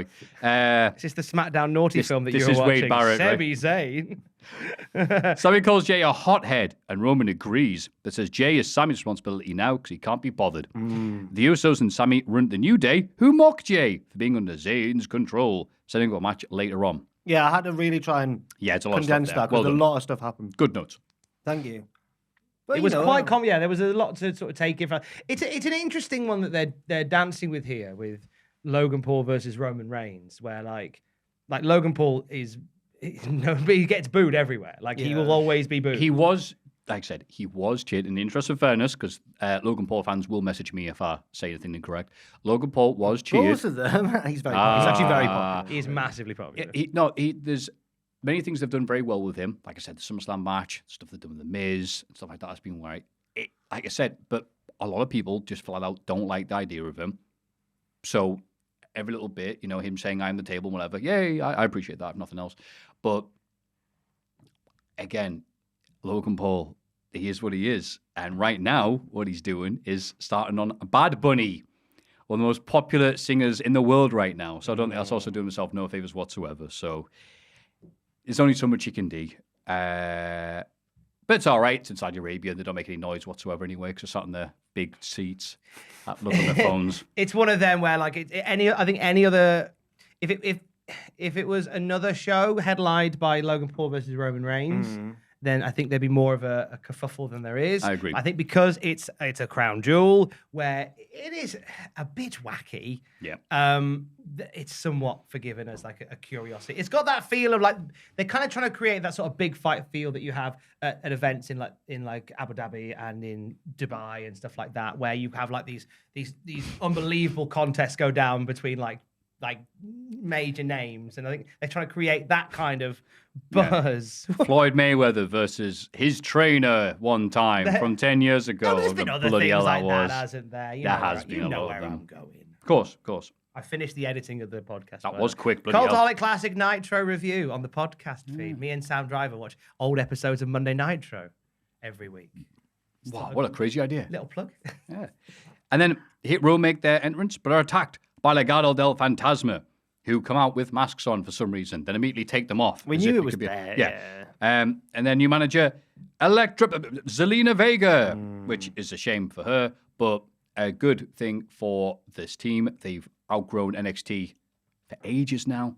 They should be on SmackDown a while ago. I'm glad they basically, I don't know if you watch NXT every week, but they had this big long feud where, hey, and then that meant with Tony D'Angelo's stable, but Maffew just said, hey. I thought that'd be funnier. With the A stable. But then they say, you lost the match. Now you're under my control forever. And then they went, sod it, and just drove off. Yeah, well, that was it. SmackDown. The last thing we saw of them was it's like a teen movie ending. It was get in. Yeah. You get in the car, and everyone got in the car. So that must mean at some point. Yeah, at some point they kicked the legs Kicked out her out of the car. They left her at Burger King. I wonder whether they went What? to they went to Weatherby Services, didn't they? Yeah. They went to Weatherby Services, and they all went in and got like a McDonald's and a Marks and Spencer and stuff and that. And then as they got back in, they went, Lopez isn't here. Oh, Zelina Vega just rang. She's be our manager. Yeah. So, They didn't do a head count. They're like, this is so embarrassing. or better yet, no, somebody the same height as Elektra Lopez was stood next to them. So they went 1, 2, 3, 4. You know, it happens. So Elektra Lopez is doing Home Alone 4, lost at Weatherby Services. Lost in And if that does happen, Jack and Ross are both saying, it's the second best Home Alone. So, Well, Home Alone 3 is the best Home Alone. of course, yes, so- thank you. What? Oh, I'm not opening that can of wrong. The kind of wrong. Kind of wrong. Raquel Rodriguez and Shotzi beat Sonya Deville and Xia Li in a short match. Yeah, Xia Li. Strange to pair her with. That felt like a thrown together match. Yeah, I think it's just to say goodbye to one of these people in this match. Well, Ooh, which one? Ooh. Drew McIntyre attacks Karrion Kross during his entrance and tries to beat him up with a strap, but security stop him, going, oi. Drew fights them off, but this gives Kross enough time to recover and whip Drew repeatedly with the strap again. He also does some Danielson McGuinness. Well, with his shoulder, though, not with the head. He didn't pull his head into the ring post. I remember when those matches were happening in 07, and I was watching CZW, and then there was like a clip of that, or like probably after the fact, but just seeing the gif of McGuinness headbutting that. And I was watching like, Necro Butcher and Danny Havoc doing stuff on shopping carts and stuff like that. And I went, I'm watching these guys do that, and I think that's stupid. So anyway, Kross leaves with Scarlett while Drew glares angrily at them, which he is very good at doing. He is good at angry glaring, yeah. Yeah. I think Kross, he did as much as he could to build up to the match, but without having any match whatsoever and just running around twatting things again, like Logan Paul. It's just like, okay. Oh, who did Fraser say that Karrion Kross looked like? If I can remember, A bouncer. If I can remember by the time we get to Extreme Rules, I'll say, but I can't remember. It's because his hair went a bit floppy during the match. He had JBL hair. Yeah, a little bit, yeah. JBL getting two who did mentions. Fraser Bloody say? hell, sorry. You can ask him. Okay. All right. While that's happening, the Usos and Sammy face the New Day and their mystery partner, Braun Strowman. Oh, my goodness. Come on, Sammy and Jay get into another argument outside the ring, leaving Jimmy to take the pinfall. Ooh. Good pop. The big lad. The big train. Not that big train. Get off the tracks when the meat trains come. I can't remember. Something like that. No, it was a bit, big meat castle. Yeah, I think we just went, whoa. Yeah. And then backstage, Max thank you, has attacked MMMM with a chair. Maxine shouts at him, but he says that he's done pretending to be something he's not. He's L.A. Knight. Yeah. Oh, my God. I'm the Rock. Yeah. Just a pot Ross for nothing else. Yes. Thank you, Ross. Thinking about you. Absolutely delighted. And the crowd reacted. They did, yeah. They're so eager to see him wear the shoes of a champion right around his waist one more time. Get in. So that's good. And Viking Raiders. Oh. It's a rival wrestling presenter from a different channel. Moving on. Not the one that people might be thinking of, just a different one. But still, I don't know the person at all. I've never met them, so I feel weird saying it now. See, I'm surprised because Pacini, yeah, I know. I can hear him. I'll tell him to shut up. No, it's Sorry. not. Yeah. It's no one that. See, I'm surprised because I didn't know there was a photo out there of wrestling Look, I news can't. now. No. I can't strangle him. He's sat Listen, 2 heads it's away from me. someone I'd have I've to not- get Tom to do it. It's someone I've not met. Right. It's someone I've not met ever, so I feel weird Okay. saying it. I've got nothing against this person. I don't want to strangle the puppet as a metaphor. I think they'll get it. I just Right, want okay, to clarify. It's someone I've never met. I can't believe that you think I look like Karen Cross. No, it's not wrestling In news WWE. now. It's not wrestling news Number now. 19. I look like Karrion Kross. Did you know? So that was a really deep cut there. Sorry. Karrion Karrion Kross. Kross. WWE. Awful wrestling channel. Right, let's carry on. Right, come on. Oh, yeah, man. Oh, we. The Viking Raiders and presumably Sarah Logan are coming to Valhalla. Oh, Ooh. I missed out that video package there. Just Thanks in time for mentioning God it. of War 2 then. Okay. That's great. Wow, Sarah Logan, that's There's been great. like 4 Don't God look of at Wars, anything hasn't she there? does on social media. Hasn't there been loads of God of Wars? Oh, yeah, but this is the rebooted franchise. Got you. Oh, yeah. Obviously, there was the ones on the PS2 and Right. PS3, but PS4 God of War. Okay. Oh, Okay. oh, Fair enough. That's a right Twix Mars bar. Whatever. That's a right Twix Mars bar. That'll be on your flipping gravestone, that'll be. That's a Oh. right Oh, Twix don't be Mars silly, bar. Tom. Not even you, the master manipulator, can make that a thing. That needs to be on the game, like the box. That's a real Twix No, Mars a bar. right Twix Mars bar. Maffew Gregg. So good, it's- Maffew Gregg Botch Club. Yeah. Oh. Why would you bring those two? Oh, very good. Yeah. In the main event, to build up to Extreme Rules, we were gifted Gunther versus Sheamus. Zwei. 2, yeah. If you had to think that. Again, Gunther beats the big man himself to retain the IC title, this time after a sneaky shillelagh shot. Sheamus's chest. I mean, it's usually big and impressive, especially if you're a certain footballer getting into wrestling soon. But, wow, he just turned it into asphalt. Yeah. Gunther taps as well. There's a bit where Gunther Yeah. taps. What are you on about? He did. Look at Tom pretend to watch a wrestling show. No, That he didn't tapped happen. out. He did. That'd be silly. Stop denying this. We saw it with our eyes. Why is Gunther still a champion if he tapped Well, he out? cheated. The ref didn't see the Wrestling, tap. yeah. tap. Oh, strange that happens. Ref said, "Oh, I'm having a right Twix Mars bar today. I thought- didn't see the tap." And I said, that's not real. I thought you'd want Sheamus to win, you know? They're both great. I'm so conflicted. Oh, right, okay. Because Sheamus has got himself face, having bang after bang after banger. So Cultaholic Podcast, this one right here, looks really smart by having Sheamus as the rest of the year. Well, I didn't nominate him, but no, rest of the I'm year's not. trying to give him a compliment. I love Jack so I much. love Sheamus, but rest of the year is not a preemptive. No, but for like last time. Oh, I see. Last time. Hey, we were, that means you and we're Ross- ahead you of and the Ross curve. were really clever. Ahead of the curve. Fair play to you. Now, what I will say is, when we were watching Extreme Rules in the office, a person I won't mention by name in case It's a recurring theme because this they week. said something a bit mean. After the match at Extreme Rules, where the 3 lads are going banger after banger, he went, "Rage, stop it." I was like, "Oh, Rage has had bangers." As a team. Oh, He had- No, look, of the people involved in that match, he's the one who's... Richards had bangers. He had sausages for dinner Yeah, the he night did. before. No, he had. Well, he's a big lad. He had banger after banger after banger. Banger after hasn't banger after he? banger. No, he's had team bangers. He's getting there. Weird sound, that, isn't it? Team Yeah. bangers? Team bangers. I think they played the Pyramid Stage at Glastonbury in 2004. Anyway, my point was, it was great. And I love the bit where, especially because obviously these guys having to reinvent stuff, if they're having the really big match out at Cardiff, and then they're doing this, and then doing the thing on Extreme Rules, still coming up with ingenuity. When he's doing the beat of the Bodhrán, that's how it said. Something like that. And he goes, Something and then goes to the second rope, third rope. It's like, oh, good. I haven't seen that for a while. So, yeah. Good match. It was good. Yeah. Triple H, one of the biggest, I think I've said it before, but one of the biggest things that's changed since Triple H took over on TV is that they've had main events a lot of the time that feel like main events. Like they get time and they're Especially proper this one, matches. yes. Yeah. Fully agree with that. So, lovely little SmackDown here. Aye. My voice broke a bit. Wonderfully put together. Wow. AEW, the other side. Like the fuse, bring the boom. Rampage. Yeah, great. So we got, to start us off, a double header. Read my little... For pack it up, read pack my it little- in. yeah, That's pack it good. up, pack it in, That's yeah. good. Moxie, Claudio, and Willie Yuta beat Rush And a Private Party, a 6-man tag, with Yuta getting the submission win.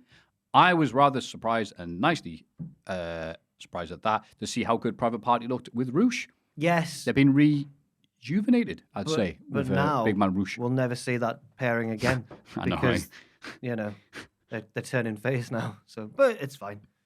I'm still more overall. I'm more excited about Private Party being face again.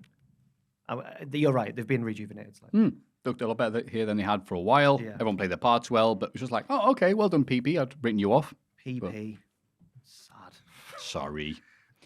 Tony Nese and Josh Woods very quickly beat the Varsity Blondes. Oh. While Arn Anderson is looking on, disappointed backstage. Yeah, it cuts to on going, lads.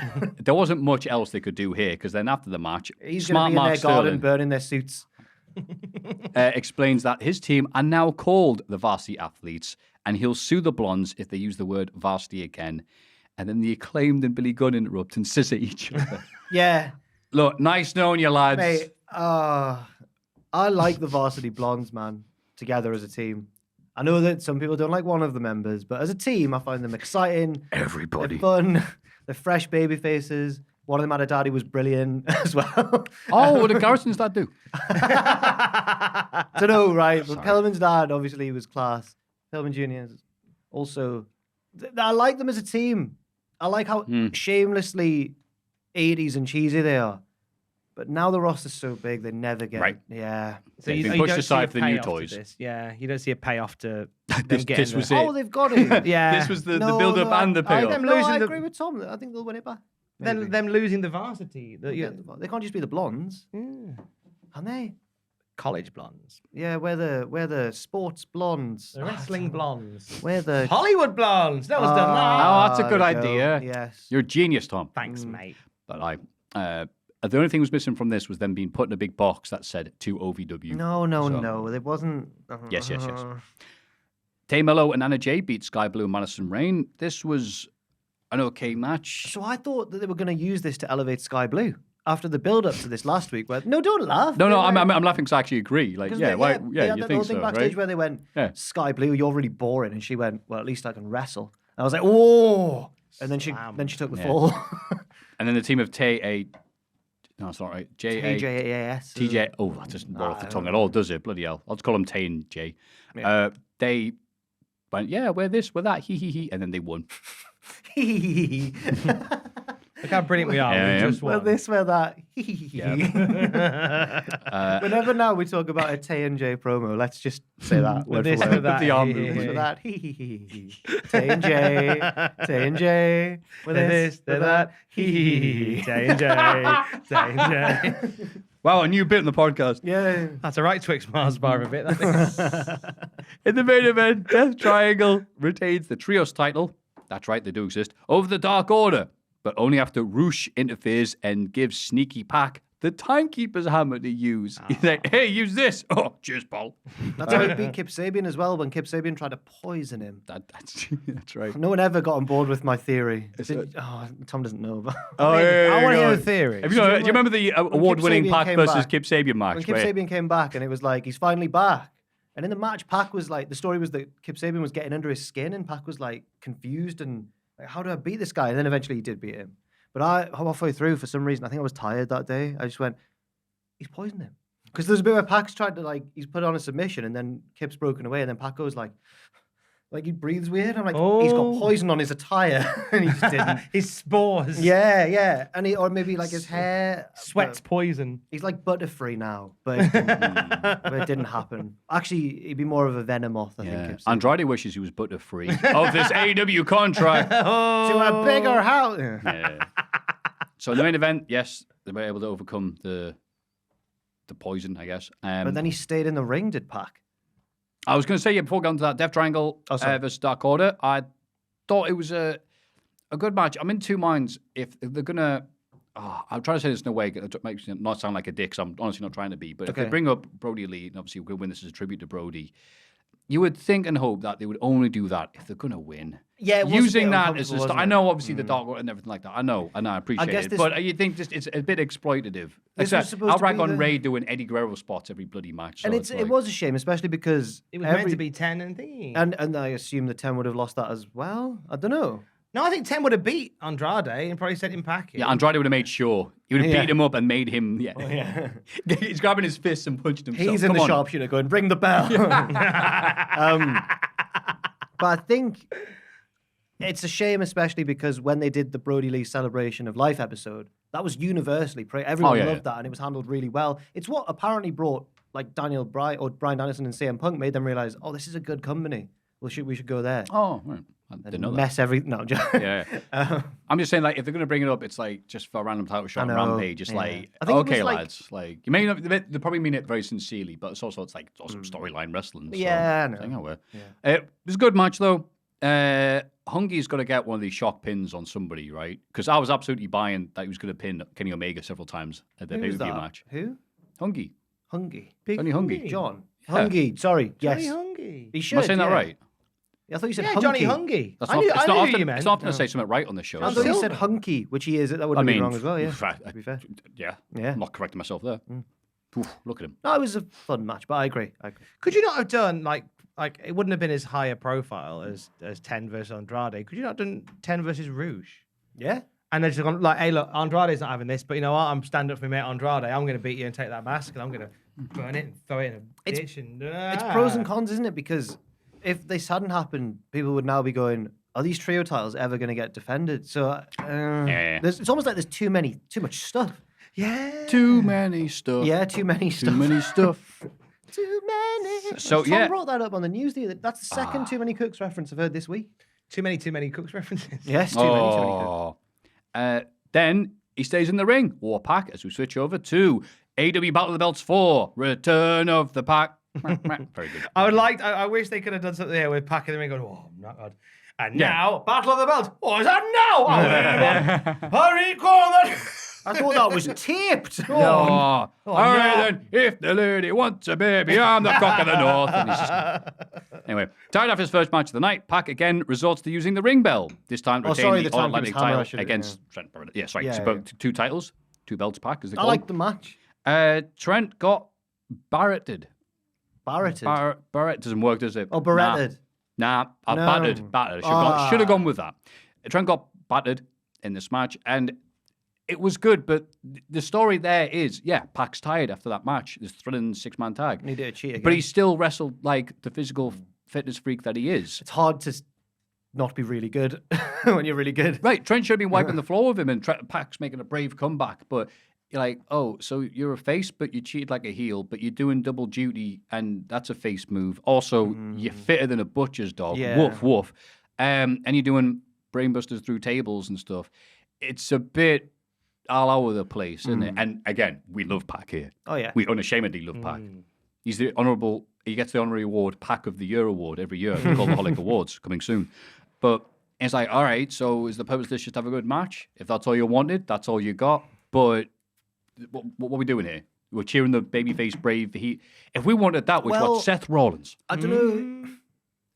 Because, as we'll see on Dynamite, he was in the heel role at least there, 100%. So was this to try and make him a bit heelish in the build up to that match against guess. Orange Cassidy? I don't know. But then it's at the same time, it's like, But okay. he's with Death Triangle. Who I don't know. But it's like, I'm glad to this, but I am also defending both. Oh, whatever. Yeah, it's weird. It's a bit all over the place. Trent was tight here, but not as tight as Pac's selling of the DDT. Yeah, exactly. And almost as good as that was Jericho's commentary, which is a surprising highlight of the night. I'm just becoming a Jericho apologist now because he's just improved so much. It's a really consistent thing in a very That young inconsistent time. whippersnapper. He's That improved. young up-and-comer He's Jericho. improved so much. From Ring of Honor to who knows where. Yeah. Going from talking about Inoki, trying to hypnotize him one time and not elaborating. And then also saying, Pac is from Newcastle, which is better than Blackpool, but still miserable. Yes, it is, Jericho. Actually really Yes, accurate. it is. Yeah, that's true. No complaints whatsoever there. He knows, Jericho. He's seen the sights. You saw the triangle? He's seen the Jericho Triangle. Yeah. And that was enough for him. Jade Cargill beats Willow Nightingale to retain the TBS title, but after the match, Vicky Guerrero distracts Jade while Nyla Rose steals the belt. Hee hee hee. Vicky Guerrero. The disgust there, Yeah. Vicky. I don't know. Poor Vicky, man. Yeah. Whoa, Vicky, you're so fine. No, I just Jade the way you Cargill. went, oh, then Vicky Guerrero. If Jade that Cargill. is Like when your real Vicky and name. Fairly Odd Parents turns up, and Timmy Turner's like, oh, Ugh. I should be in for Halloween. Yeah. Oh, yeah. That's a good show. Right, I'll write that down. Anyway, sorry, carry on. Don't Would worry, you I'm like sure to be people my on Fairly Twitter. Odd Parents, guys? Oh, I thought you'd Cosmo never One. ask. As long as I can be one. Yeah, if you want. That's yeah, fine. Aw. I am surprised that Willow Nightingale, who was very slowly, gradually getting over naturally on her appearances on AEW Dark and whatever the small appearances she makes on Dynamite, would be fed to the Jade Cargill machine so early on. They couldn't have anybody else to just lose to Jade really quickly. Well, I don't know why. You know how they built up the Willow mini feud with Jade and the Nyla mini feud with Jade at the same time? I thought they'd do it the other way around. So I thought Nyla would lose first, and then Willow would be the more important challenger later on. But no, the other way around. Unless it got builds there to and Willow lose. going away and then Willow comes back around again. Yeah. You know, more mature and stronger than before. Yeah, and she then goes. She grinds for a bit in the forest, killing Yeah. Right, wolves, right. and then Because, she comes back. you know, at this point in Goldberg's big run, he was beating guys like Meng, at least. Yeah. Or whatever. So, I don't know. Yeah. Like your Jade, you're great, but whatever. Your booking's bad. Backstage, Stokely Hathaway and Ethan Page confront Matt Hardy about... Are you ready? Are you ready? Not again. Contract tampering. He then threatens to delete him. Woo-hoo-hoo. Yeah, AEW making fun of backstage drama with WWE isn't funny or good when AEW has way worse backstage drama with Sammy Andrade going on at the same time. I imagine this backstage. Like, how dare you? This backstage segment I was expecting, and I was disappointed because it didn't, to have like them going, huh, contract tampering. Isn't that funny? And there's like 6 fights in the background. That would have been good. Tell you what's bad, WWE potentially stealing wrestlers. What a terrible shop they're running. Sorry, I have to interrupt. I can't hear you over the ruckus behind me. Sorry, what? Sorry, that's me. Oh, hi, Mikey. Yeah, he's just making music. He's just producing. Yeah, I'm making music, mate. Sorry, Ace Steel said he was hungry, he was going out for a bite. I don't know. What? Yeah, see, just like, hey, WWE guys, it's like, nah. No. At the same time as this segment was going on, Tony Khan threw a stone out of his glass house. Yes. Oh, Yes, he did. screaming, this is not a metaphor. Meanwhile, Hook is interviewed about the envelope given to him by, envelope. That's right, makes it sound like Booker T, doesn't work, does it? No, Envelope. that is how you say it, yeah. Given to him by the He opens Trustbusters. the envelope. The envelope. Given by the Trustbusters, but he rips it up on camera. Yeah, he hasn't accepted What it. if there was money in it? I think there was that was what was implied, yeah. He's ripped up that money. Oh, Hook. Okay, I'm worried about money. What's he going to buy least his action pretend to look figures at with the now? card. No, he doesn't really buy action doesn't. right now. In the main event, FTR retained the Ring of Honor tag titles against the Gates of Agony. You were hyped about them last week. You were like, oh, the Gates of Agony look good, weren't you? And now you're like, the Gates of Agony. They did look good. They did. You're like, I'm like Vince McMahon looking at, Albert. Wow, look at him. Despite distraction from Prince Nana, putting the Agony in the Gates here, like, bloody hell, what a boring set of bastards. Oh, wow. Wow. How bad do you have to be to get a dull match out of FTR? They weren't that dynamic. FTR are tired after having all their bangers. This is the mash, was it? Oh. What did you think of the match, Jack? Say something positive. FTR won. That's good. There you go. After the bell, the rest of the I didn't embassy think it was bad. I don't think it's the Gates of Agony's fault. I've actually got a point here. I think. Oh, okay, go on. Well, there's just so much going on, and there's so many wrestlers that we never got a chance to learn what they're about. So I don't know. The Josh if it Woods really- effect. Yeah, I don't know if it really is their fault. It's just a crowded pond. Yeah. If I mix my metaphors. No, there? no, this is the other heel stable. The Embassy from Ring of Honor beat FTR down, but Wardlow and Samoa Joe, the tag team known as... Warjo. That's right. Big fans saved of The day. Raven. Yes. Which Adam Bajiti watches on a Tuesday night on Twitch. Does. Just Raven. Oh, it's a character from... Oh, I Right. don't know if it is the Raven. You or threw me Raven. off with the Raven. I'm like, Edgar Allan Poe? Like, So- Wardlow from Raven. What's Pachidi different? would- Sorry, Pachidi watched a whole season of Raven on his Twitch, which featured a character called Warjo. Which you know, is they've all got fine. names like Breach. Yeah, of course. Which is fine, except doesn't Pachidi not like Nightmare? The very, very, very Does he similar not? TV series. Does he not? No, it's not the same as Raven. Raven's Yeah, outside. Nightmare's better. Raven's like Duke of Edinburgh. I don't know if it is, but like for people who aren't, that's a thing where you go camping at school. Yeah. It's not. I'm not comparing it to the actual Duke of Edinburgh, who I think is now just the king. I think the title got absorbed Well, anyway, It's like Roman Reigns with both belts. yeah, Charles is now. God. Anyway, there was one of the contestants on there was called The Bloodline. It works so well. Yeah. Wow. Who's the Sami Zayn in the royal family? Oh, I nearly said the worst thing I could have possibly said. We all know who I was going to. What were you talking about before Tom interrupted you, Jack? Quickly, power through. Warjo was the name of one of the kids on that season, and he was built like Brock Lesnar, and all the chat wanted Warjo to win. Like Pacini was supporting Warjo. So it's fitting now that these two hench lads have called themselves Warjo. And tribute to Raven. In a tribute to the kid from Raven, yeah. Wow.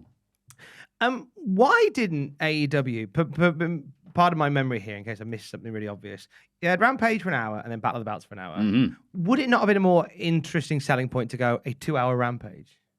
Yes. It felt a bit. It just felt a bit stunted to go. And now another AEW show. I think I agree. Yeah, it was a bit clumsy. It Plus, felt a bit- Battle of the Belts has always been a bit meh. Oh, it's been cursed. Like by Danhausen. I think the first Battle of the Belts, they went, 4 of the champs are injured. Great. Put the FTW belt on there quick. Let's have a belt battle on Battle of the Belts. Well, they don't need to worry about that problem anymore, Tom. Oh, no. This is how they solved the problem of our champs being injured. Yeah. Let's get loads of champs. Loads of them. Yeah. Once the ROH deal gets sorted, I think we're going to see a nicer, fresher, streamlined version of AEW. At the moment, they're serving a lot of masters. That's what they need desperately, so I really hope that will happen. We've been saying that for about 3 or 4 months now. We'll be saying it next year. And now Errol Hawani is reflecting our thoughts. Yeah. The only negatives of the thing we just said is also Roosh, who I think has improved leaps and bounds. Every time I see him, I think he's getting better and better with the AEW style, if that makes sense. Okay. God, the camera should avoid showing his back though. Oh no. Oh, is he a bit of a Magoo?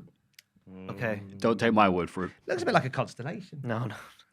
He's like SpongeBob. You're saying he's a star in the ring. That's what I mean. That's exactly what we mean. And that was the setup to Extreme Rules, the Fight Pit, giving us the most useless platform since Tout. That's funny. Nice. I like the match though, like so that. I don't. I'm not, you get 2 claps and that's it. Do a tout about that. No, you won't. The Brawling Brutes beat Imperium in the good old-fashioned Donnybrook 6-man. Well, we can just go home after this, I guess. What a bloody lovely little match. Phenomenal opening match.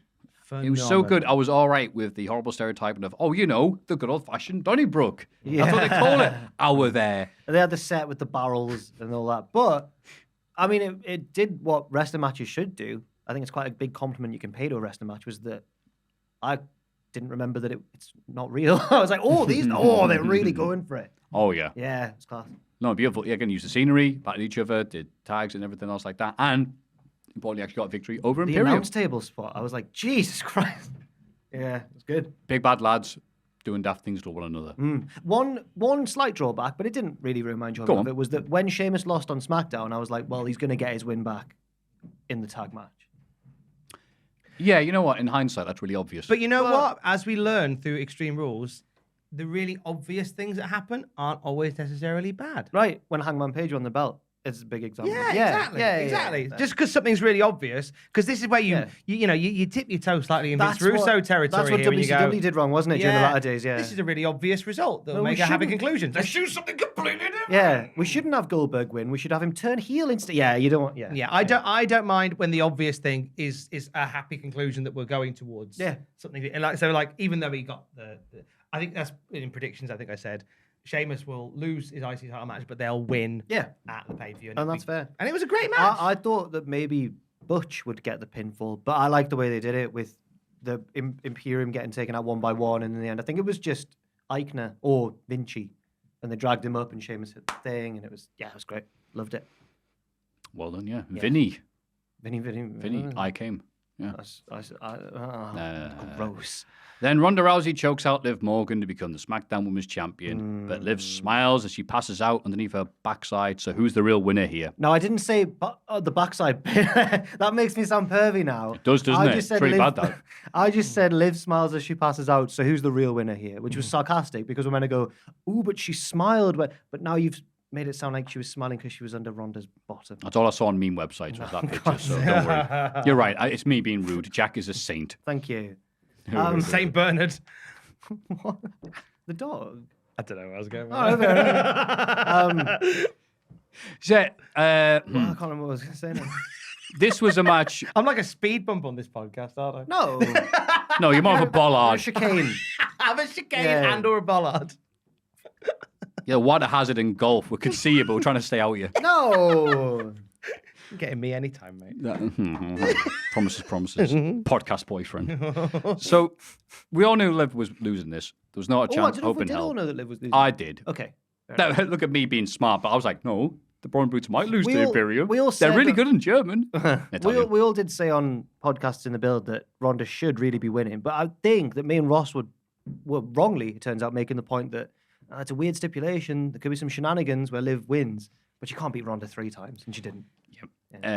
But you think then, all right, the match is going to be her using every weapon she can throw at Ronda, and Ronda be like trying to get over it or whatever. Yeah, the weapon was her toughness and her heart. Yeah, and it didn't really blend work. that well. You can't put someone through No. toughness, can She you? wasn't as good at fighting as the other one. Yeah. You can't Yeah, hit 'cause someone there's with heart. Right, there's a And big a bat. She tried to use a bat. there's a big difference between what they're capable of doing and this went on way too long. If this had been a quick little 5-minute job, I would have been so happy, but they tried to push it on longer. It reminded me of when they did Miz versus Daniel Bryan. It was like, finally, they're doing that as a proper match, a pay-per-view build and everything else like that. And they went, right, Miz, you and Daniel Bryan, 20 minutes. It's like, Miz can't do that type of match, and it doesn't fit the scenario they're doing here at all. Doesn't matter, go out and do it. And it's one of those matches no one So you remembers think or Liv talks should have been about. squashed? Yeah. Oh. Because that would have been the story of the match, or done something that was just like nice, quick, and easy. Instead, they sprint. tried to stretch this over too little butter over too much bread, and Okay. just fell apart for me. Fair enough. What about you? Yeah, it wasn't my favorite match on the show, but at least it's not just Ronda beats Liv and then that's it. Like Liv's now got a different. I don't want her to carry on feuding with Ronda necessarily, but at least she's now got a new. Like the smiling thing was weird, but at least it might push her in a new direction. Like it propels the character forwards, I suppose, even though she's not the champ anymore. So it wasn't my favorite, but Oh, look at you being positive. That's nice. trying my best. Yeah. I didn't understand which submission Ronda started in or transitioned to, so I was like, "Is she? Oh, she's passed out." Okay.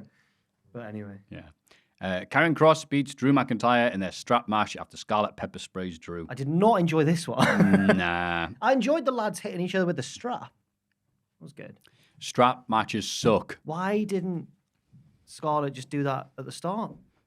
Why does Karen Cross look like a badass and just wrestle bad? Oh, you hate him. No.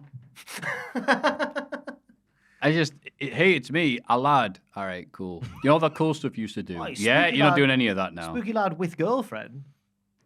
Without that, seen he's him at Rise everywhere. without Scarlett, he's working the doors. Oh, he looks like a bouncer. She was the highlight of this match. Scarlett. Yeah. I did. Why is didn't she Karrion do that? Cross less intimidating with more hair? Because the less That makes so much of a difference. I think if he was like in NXT, he was bold. There was smoke billowing looked everywhere. scary. He was throwing Doomsday Saitos. Matches were short and sharp and aggressive for a time. for a time. And I thought he was great. And there's something about like he needs to shave the hair. Yeah. It sounds like such a silly thing, but like that aesthetic of him being bold and Sad though, innit? Because wild-eyed. maybe in real life he wants to just have his full head of hair. And that. Maybe he does, but yeah, But you you showbiz, shouldn't darling. look pretty. You should look Closing scary. Actually, time. But yeah, Karen Cross, considering the build-up, was like, I'm going to batter you, Drew, blah, blah, blah. So these things where somebody had to rise and somebody had to fall. And instead, they just both went at each other at the same level.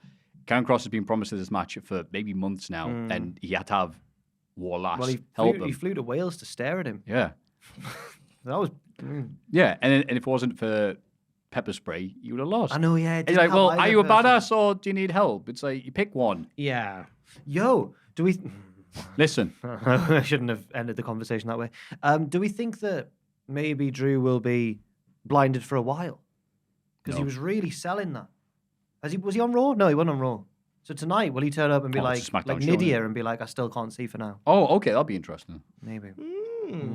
Mm. Because as Owen pointed out, And then he can transition to a feud with Scarlett. yeah, They yeah, blinded him. and then Jamie Noble somehow, I don't know. He is still about, isn't he, Jamie Noble? So he can get involved. But as Owen pointed out when we were watching it, she didn't just spray him a bit. Like she proper emptied the can. There was loads of pepper spray. Even Karrion Cross, I like that bit actually, where he bent down to pin him and he went like, bloody hell. So that was good. So he pounded him and then he got that. So it was a salt and pepper spray. I heard a laugh there from Dan. That's all I need. That's all right. Audience of one. Mars bar Twix of a gag, that is. Despite interference from Kai and Sky, Bianca Belair beats Bayley in another match to retain the Raw Women's Championship. I was pleasantly surprised by this because I went, another ladder match. Da, da, da, da. Like, it feels like we've had 300 this year. But this was a rarity because instead of like, okay, spot, you do this and you do that, and Bianca just like, I'm going to go for the title every time. Yeah, that makes Nice sense. and simple. But he's like, no, get down here. I'm going to try and stop you. And then every time, it's like playing against a computer character. One of the games, it's like, as soon as you're not in the ring, it's like, well, guess what I'm going to do? I actually really enjoyed that. It was nice and simple. Wasn't trying to like I enjoyed trying to destroy each nearly all other. of it. But the last KOD with the ladder was a bit weird. But in a I ladder thought it match- looked great, and then they did it to both of them at the Oh, same that was time. cool. But the one where Bailey held the ladder and made the move she was taking even worse. You might want to, Dan, if you could press the button on the remote control to bring back the logo. I love, but to be fair, that's one complaint, and for there to be one contrived spot in a ladder match, Right. very good. So this was a nice little Twix Milky Way. Nice yeah. Twix milk. There we go. Go. Scrummy scrum. Scrum. The Judgment Day interfere in Finn Balor's I Quit match of Edge, but so do Rey Mysterio and Beth Phoenix. Ooh. Eventually, Beth Phoenix? Yeah, she's She's local. shopping in town. That's right. The big shop in town is here. Eventually, Rhea Ripley threatens to concerto Beth, so Edge quits to save her, but Rhea does it anyway. We're gonna do it anyway. We're gonna do it anyway. Gonna do it anyway. Lovely video of that. Finn Balor had a nice little mask and new music. Oh yeah, his weird like Dommy subby Dom mask, didn't he? The match, though, why is Edge insistent when he comes back for these big matches? It's got to be these 30, 20-minute matches, which he didn't do when he was fit and healthy back in today, Don't know. when everything was 4x3 and on VHS. And now he's at, the autumn of his career, like, you know what, I want to go 40 minutes. And Triple H is like, yes, I knew you'd come around eventually. It's the whole thing of I put it down to just wanting to like prove that you can still go, prove that you can still hang. He won a Royal Rumble from number one. I know know that he can still go. Yeah, We all exactly. know he can still go. I think it's the biggest fight is with yourself. Okay. And I think it's him just always wanting to go. No, I can go the distance. I can go the distance. It's funny you say that, the funny fact is for yourself, because I think it was Wang on Twitter, who likes YouTube channel, because they had the image, the PNGs above Edge and Finn Balor. It says, God, it does look like if you're fighting the same character on a fighting game. Slightly different costume, because they do have like the eyes around here. They look tired. Yes. Before they've even started. They don't like balloons that need filling up. So this was okay, again, because it's like, all right, time for 30 minutes, blah, blah, blah. But, if you love Edge, then we love this. If you're just like, all right, cool. I did like the finish. Finish was great. Rest of the match, Fair. Yeah, I agree. I think. grand. It's gone well this week. Philadelphia Flyers mascot Gritty? Gritty. Is that his name? Gritty annoys the Miz backstage. That's throughout the so night. English. The mascot Gritty. Yeah. You know what? Because I saw it's because they're wrestlers, so I thought it just said Grifty because that's what they all are. Says on the American version of the Cultaholic Podcast, they're going the West Brom mascot Boilerman. The crazy son from Arctic Thistle. Arctic Thistle. Yeah, I love that Patrick dude. Thaisley. We all assume it's Dexter Loomis, but after Miz has beaten Gritty down, the real Loomis appears from behind and babyfacely chokes Miz out. Dexter and Gritty walk off together like old pals, swinging their arms from side to side like Monkman Wise. Triple H rebuilding the tag division. It's good to see. Yeah. And Gritty apparently is a really big star. Well, yeah, I was. Yeah, he's massive. Because Jack Atkins has lived in the North America before, and he likes a bit of ice hockey, and he was like, Gritty was on the show. Like, he was really excited. I was like, all right. Really? That was his reaction? Yeah, he was like, oh, I can't believe they got Gritty. How'd Gritty's a they get that coup? Right. He's about to debut on AEW as Gritty. no. But he's clean shaven on the AEW broadcast. In the main event, with Daniel Cormier, a special guest referee. Oh, he's so good. Matt Riddle beats Seth Rollins in the fight pit. So actually, I'm interested in hearing what you have to say about this, Jack, because you gave that witty line about not being very good. No, apart from the platform bit where Cormier's like, oh no, it has to be in the ring. Apart from that, I enjoyed it. The senton was terrifying. I enjoyed the platform being part of it. It was just that when they were like, oh, but you can't do that on the platform. Well, what's the platform there for? To jump off, because Danny Cummins like, I'm not going up there. Yeah, that's true. Yeah. But no, Share my contract, man. I enjoyed it. And I did get that sense, though, at the end, like, oh, there's been no title match on this show. But then, obviously, we'll talk about that. Yeah. Now, I like the style of it. The only thing I didn't like about it was the fact that they kept on going, wow, this is Matt Riddle's speciality match, this. It's Timothy Thatcher's specialty match. Riddle's only match in the fight pit, he lost. Who? Timothy who? Thatcher? Never heard of him. He's not on the WWE roster. Matt Riddle is, though, and he's been in loads of fight pits. He beat Tommaso Ciampa. No, remember In him? the fight. So Who's now Tommaso Ciampa? Riddle's taken the cage from him like the cord has taken his kid. Well, no. Doesn't really work on my head, does it? But whatever. Is there a situation where a wrestler has lost their gimmick match to somebody else? Well, the Punjabi prison, the first one of that was supposed to have Kali versus Undertaker, but then he couldn't because he allegedly had elevated enzymes of the liver. So the first ever Punjabi one was Punjabi legend Big Show versus Undertaker. Oh, that's it. Yeah, that's true. And then Jinder Mahal had the match afterwards. So. Oh yeah, yeah. Oh yeah, and the Bollywood boys just like died like, several times about that match. God. Tweet that they were on like the dark tapings or something against don't know. the Oros twins, I think. Or they're also there at the tapings. Oh my God, the blonde Jedward, American Jedward. Yeah. But they're not even American, Say are it. they? Say the catchphrase. Is it Da Vinci? It is! Yeah. Where are they from? TikTok. No, okay, yeah, fair enough. I don't know where they're from. Yeah. Nice. Yeah, so that was that match. Yeah, a bit weird main event. You think, oh, fair enough then. There were times when the crowd were chanting, "We want Wyatt," so fair enough then. You know what they want. But I thought it was all right. And again, I'm giving a compliment to Rollins. You people paying attention out there. They went well, the strikes, and the commentators going, wow, they really don't like each other. They said some horrible things. I'm like, yeah, get him. I like the bit at the start where Rollins, they're trying to do a tentative MMA start, but obviously Riddle can fight, and Rollins hasn't done the MMA. Sorry, Jimmy Smith. So Jimmy Smith says he looks like he can't fight. So every so often, Riddle would catch him with a kick or something, and Rollins would go, the selling was really good. Hey, your wife took that, like, just cut him off every time. And then the lights go out, and the Fiend, Bray Wyatt, we told you it's not the Fiend. They did the Triple H classic of like the signature in the corner, and then all the lights out, big pop for the crowd. It's like, here's the main event. I think every time that happens, Johnny Gargano feels a disturbance in the floor. He just runs. So, yeah, all the cast of characters showed up, IRL, which is terrifying in the case of some of them.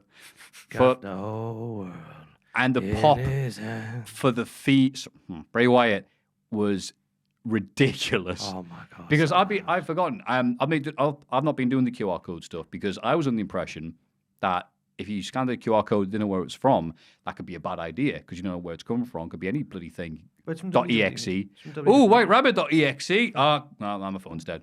But loads of people be doing it. Putting QR codes on that completely it's crash not like your phone. But like people in the crowd would be Tom, there'd be people in the crowd holding up stuff. And I'm like, yeah, Triple H, I trust. Who's that? Yeah, but there was no, it's part of the show. You don't know that. I've seen some of these fan signs people bring to these shows. They're appalling. I wouldn't trust that.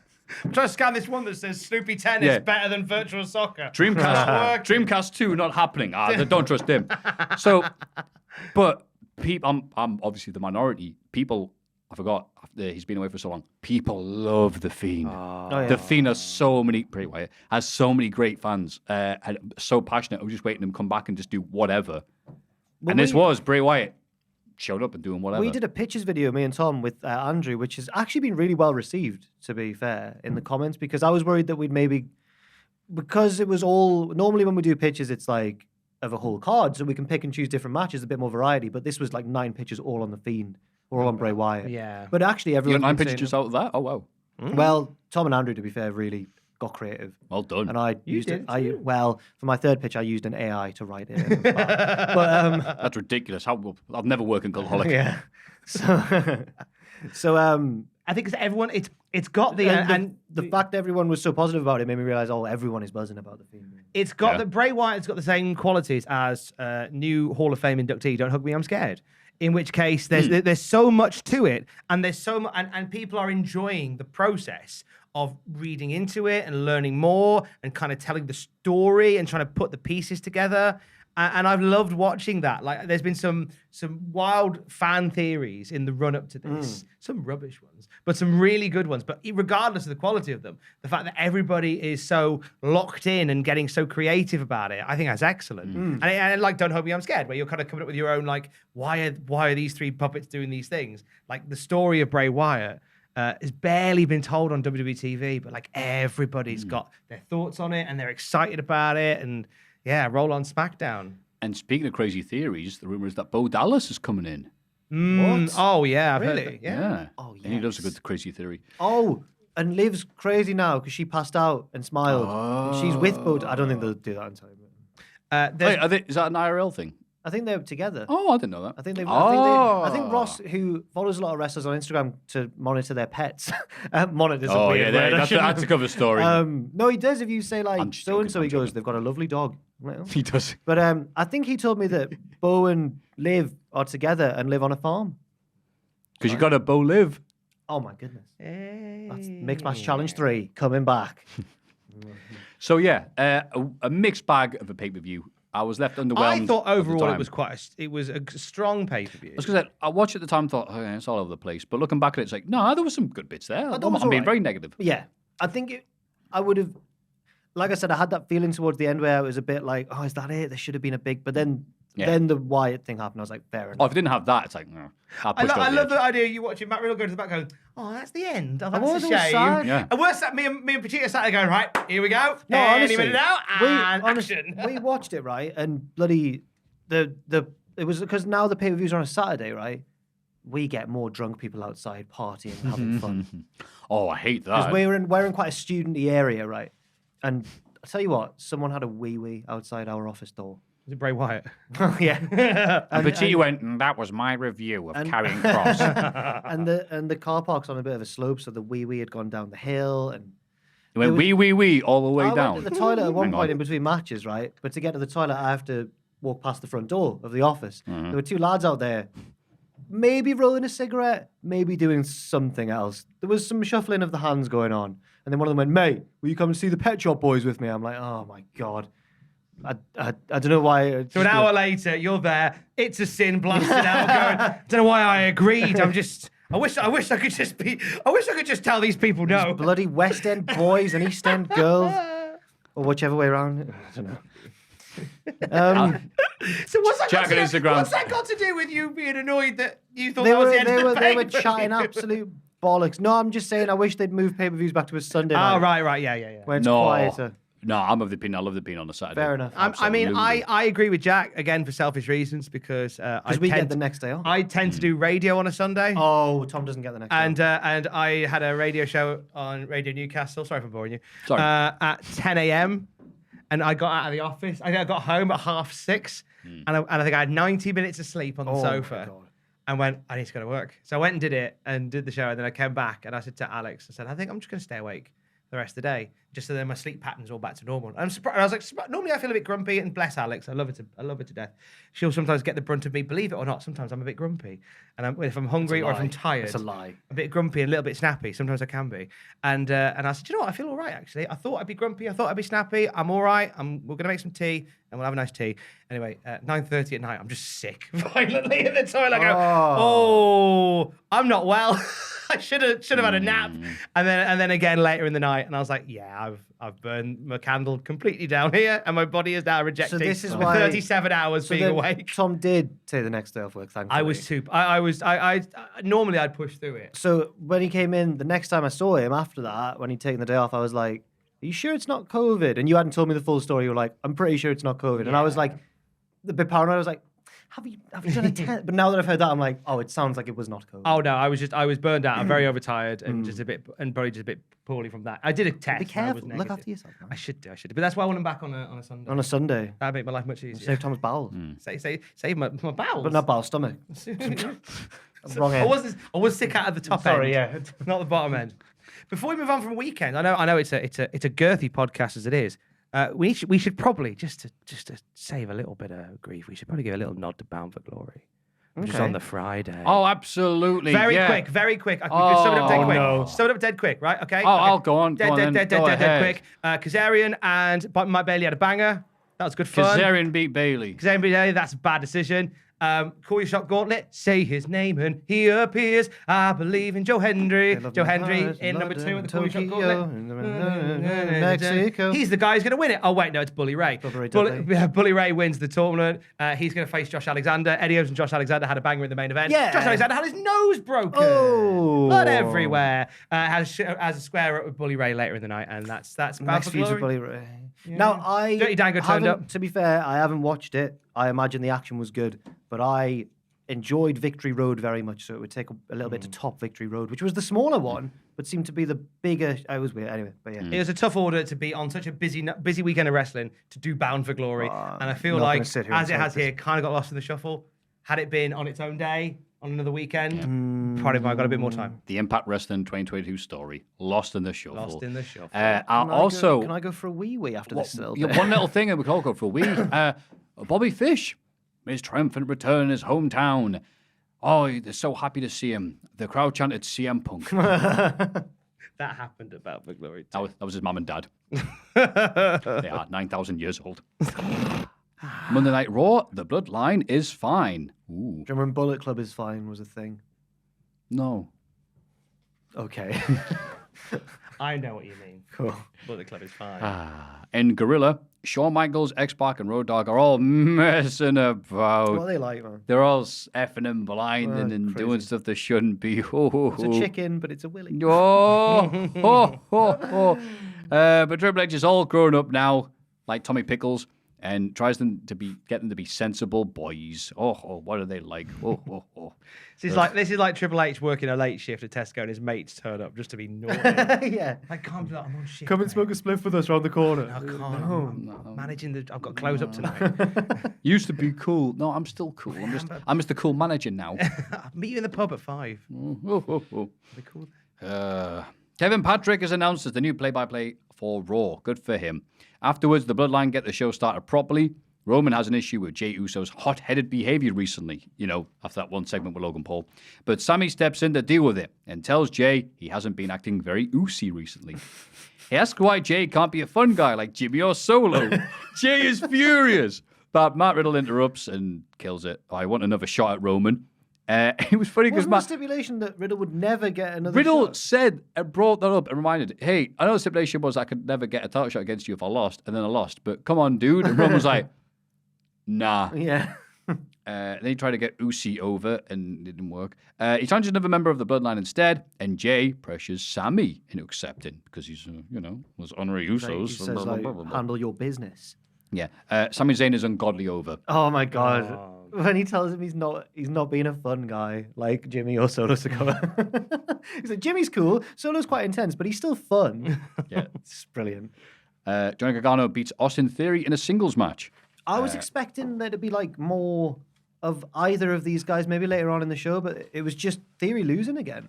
Yep. He's a Vince definitely man. going to be that lad who just actually has the Money in the Bank, just lose it after a year. Maybe. I hope they do that with him. He just doesn't cash it in. Yeah. He tries to. Every time he's just battered. What if He's like Dick Dastardly of Money in the Bank. This time. Yeah, that's it. I can't see him fitting into the title picture at all. Yeah. Maybe he'll have... Oh, no, I wouldn't like that either. I was going to say maybe he'll have like a strong, long Rumble showing. But why, if he's got the Money in the Bank, would he even enter the Rumble anyway? Yeah. 2 shots. I mean, there is that. Yeah, he wins a Rumble, uses that shot, loses, immediately uses Money in the Bank, and then loses again. They need to find a way That'd to be funny. build him up again. Well, there's something Was he about- ever built up? Yeah, he was getting F5'd off the cell off the chamber by Brock Yeah. Lesnar. No, I he remember was. Vince McMahon going, okay, Vince, In and then Vince's losing. weird world, that was a push. Hey, Good look, job it we're not in worked. that Look what now. happened when Vince connected with Drew McIntyre in Yeah, 2000 and yeah, something. yeah. It worked perfectly. I like the idea of Austin Theory earning a title match on top of his Money in the Bank. So then the match starts, and he has like a bunch of people run in and beat up the champ. So he loses by DQ immediately. Then he goes, right, now I'm cashing it in. Yeah. I like that as a thing. Rey Mysterio beats Shaq. Unless he cashes in for the NXT title just for bands. No, you are. No. Rey Mysterio beats Chad Gable despite attempted interference from Otis. After the match, Dominic tries to provoke his dad into hitting him, but Rey won't do it. Dom slaps him in the rest of the Judgment Day attack, but Rey still won't do it. So Dom hits him with a 619, which somehow, you know what, in a weird, only in wrestling was like, you know what, that makes sense because that's his move. To set up another more damaging move. Not much else to say here because Chad's great, Ray's great, but the heat for Dominic. I've mentioned the promo in a separate. Oh, beg your pardon. Oh, Judgment Day cut a promo bragging about Finn Balor's win over Edge at Extreme Rules. Dom says, boo! Sorry. Watching Rhea destroy Beth Phoenix really did it for him. And someone's typed here, steady Maffew. Balor calls out AJ Styles and wants an answer from him. Styles arrives and seems to accept the JD's offer. He goes, no, I had to hang out with my guys. And he's like, follow the pin. That's so great when the pin's like, yay, buddies, yay. We're at that club, you know. Yeah. And he's like, I don't talk about that. No, not that club. And then he goes, yeah, I accept your offer, but not yours, mid-hug. So we got the, huh? Yeah, that's the wording is it's like, hey, you turn to friends. No, you turn to family. I'm turning to family. Oh. And then they hug, and he's there in the hug going, I'm not talking about you.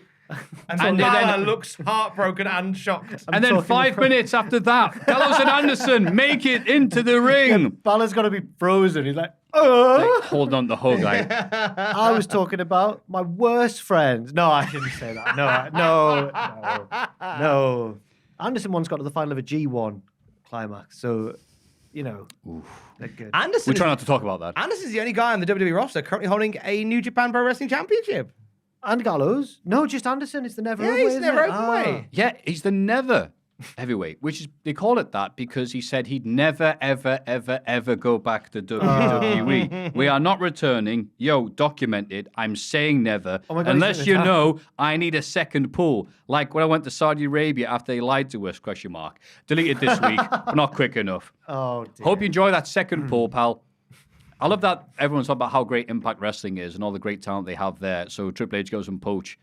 Not Macklin, not Bailey, not Trey Miguel, the Good Brothers. Too sweet. Yeah, hey, New Japan from years ago. They were New Japan. On Southpaw Regional. They were. Also in kayfabe, they're alive again because they got murdered by The Undertaker in the Boneyard. But now they're back to life. They got better. Yeah. Got better. Yeah, don't just jealous because I'm dead. They were in the casket going, can we play netball? No, that's not how this works. You have to go to New Japan and get the fun as the G1 climax. What do you want to talk about? Do you want to hear my album? And yeah, as people point out, one of them happens to be a New Japan champion, and New Japan Pro Wrestling on Twitter DMCA'd.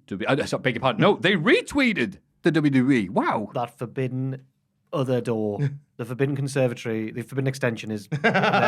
WWE the naughty window. Yeah. WWE and New Japan back together again. And wow. So, bring back the WWF Martial Arts Championship immediately, you coward. Look, look, we'll do this if you recognise Inoki's reign as the WWF Championship is legit. And you can have Anderson. Oh, poor Backlund. Although that would be funny if this go, you know what, recognising it. Was it you, Tom? Someone pointed out Backlund suddenly is like, I've got an extra reign now. He's got 2. Or has he just lost one?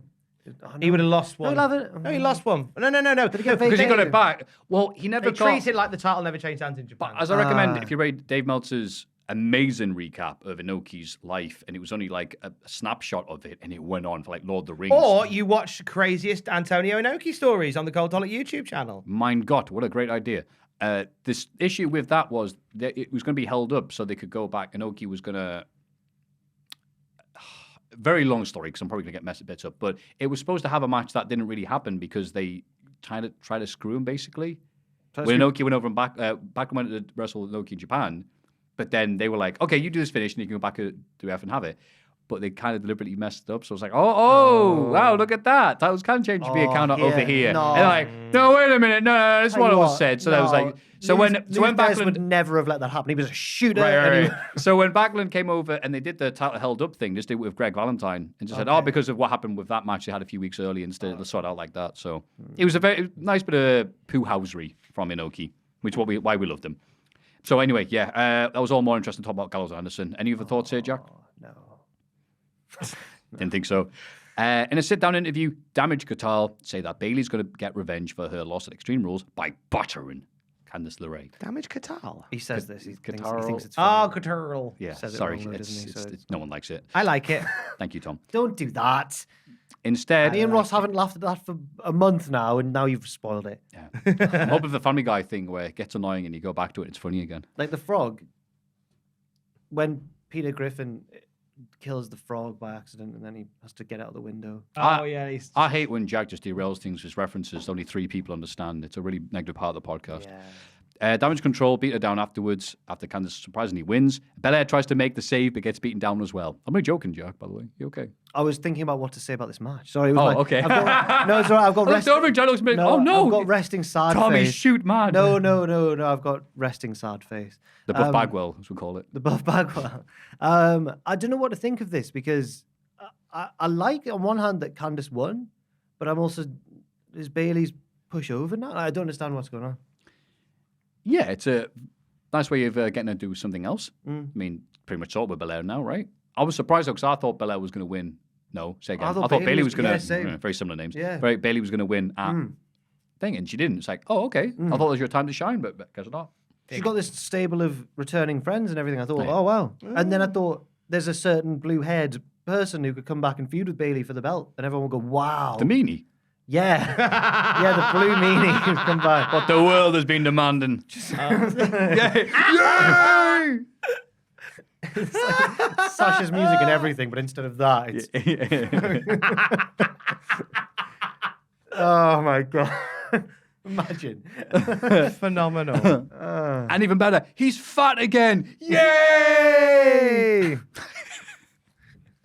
We do Bailey. I tell you what, how about a 6-woman tag? We do Bailey. Oh, that's good. We do Io Sky, and we do Dakota Kai. Damage Control. Taking on Don't. Bianca Belair, Okay. Candice LeRae, and a mystery I thought you were going to say the Blue World Order. I really did. No, I'm back on the train of Okay. how we booked the Blue Meanie to come in. Yeah, he's the mystery. As the mystery partner. Cheers, Brian. He was. Brian. Has he been on Desert Island? He has. We had a lovely 2.5-hour chat. He's a lovely man. Me and Brian. Big fan. Big fan. He was a lovely man. I interviewed him in Vegas. He was a very nice man. He was in our hotel. I've got to eat with him. He was a very nice That hotel lad. was weird. You'd just be sat there having some lunch, and then Haku would walk past. You'd be like, bloody hell. Dude, there was a squadron of them. And they're all like, Squadron oh. of Hakus? No, of wrestlers. That's terrifying. But they all sat together and you're like, oh, okay, so that one's... So it's like the Annoy family, but I'm there going, all right, yeah. Like, if I won like 500 quid for getting it right, I couldn't tell you which specific one was related to which part of the family, but I know that... Well, I've since the now one of them. realized that I interviewed Rikishi, and he got all of his family in for the interview. And I've since looked back and realized that one of them is Solo Sikoa, and I just didn't realize at the time. Yeah. Great time. One of them is The Rock. One of them was Jacob Fatu as well. One of them was The Rock. I'm just like, hello, mate. Are you an up and comer? Yeah. Right. I was in the background, you couldn't see me. One of them was Yokozuna. He's been... Shut up. Maurice hosts a birthday celebration for The Miz, complete with cake, a signed baseball bat, something, local sports team, boo, and massive red balls to go with your big bat. Yeah, we're still doing that. Crowd didn't really bite on it. Like, but spaghettios. Dexter Loomis, the friendly serial killer, interrupts and attacks Miz. Maurice gets shoved into the cake. Sort of. She has to kind of make herself go Oh, into no, the cake, Yeah. somehow. But she and Miz escape. They complain to DX backstage. Not who you should complain to. So Road Dogg suggests a match between Loomis and Miz next week. If Miz wins, It was Loomis Road Dogg who got... suggested It was that. because immediately afterwards, Corey Graves goes, "How come Road Dogg has power over it? Wow, I just... He doesn't have that anymore." So I didn't go back and watch Raw a second time. So Why when I was would doing you? these notes, I was like, that must have been HBK who did that. You'd think was so, right? Road But no, Dogg. immediately Corey Graves is like, "Wait, how does Road Dogg have the power to do that?" Triple H looking over the sheet for next week going, why is Loomis and Miz happening next week? Don't worry, I booked it for next week. No, you can't. I'm just... You know you don't have to do that, Right. right? You know Road Dogg isn't doesn't have power over you, right? Still at his X-Pac going, dude, you coming for the doobie by the bike shed yet? No, I'm still on shift. Lads, go home. Poor Triple H. man. Now, hopefully you, interpret a journalist extraordinaire, Jack, and Tom, just radio poo-housery, can no. explain this next bit. Almost squashes 2 jobbers in a handicap match. MVP calms him down afterwards, whatever. Was one of the jobbers called Johnny Ace? Or was it just me? They do some sort of pun name. No one else seems to have heard this or I'll do reported some on research. It. But Carry I'm on. like, I swear it said Johnny Ace and the name of Surely someone not. else. And I'm like, Nah, didn't anybody? But I looked around. It's one of these things. It's one of those psychological tests. From the company that brought us Trip Bradshaw. I wouldn't be surprised if one of them was called Johnny Ace for a laugh. Yeah, and I'm like, is it something that sounded a lot like it? Johnny Mace or on whatever. Omos's cage match, there was Robert Adams and Joseph Torres.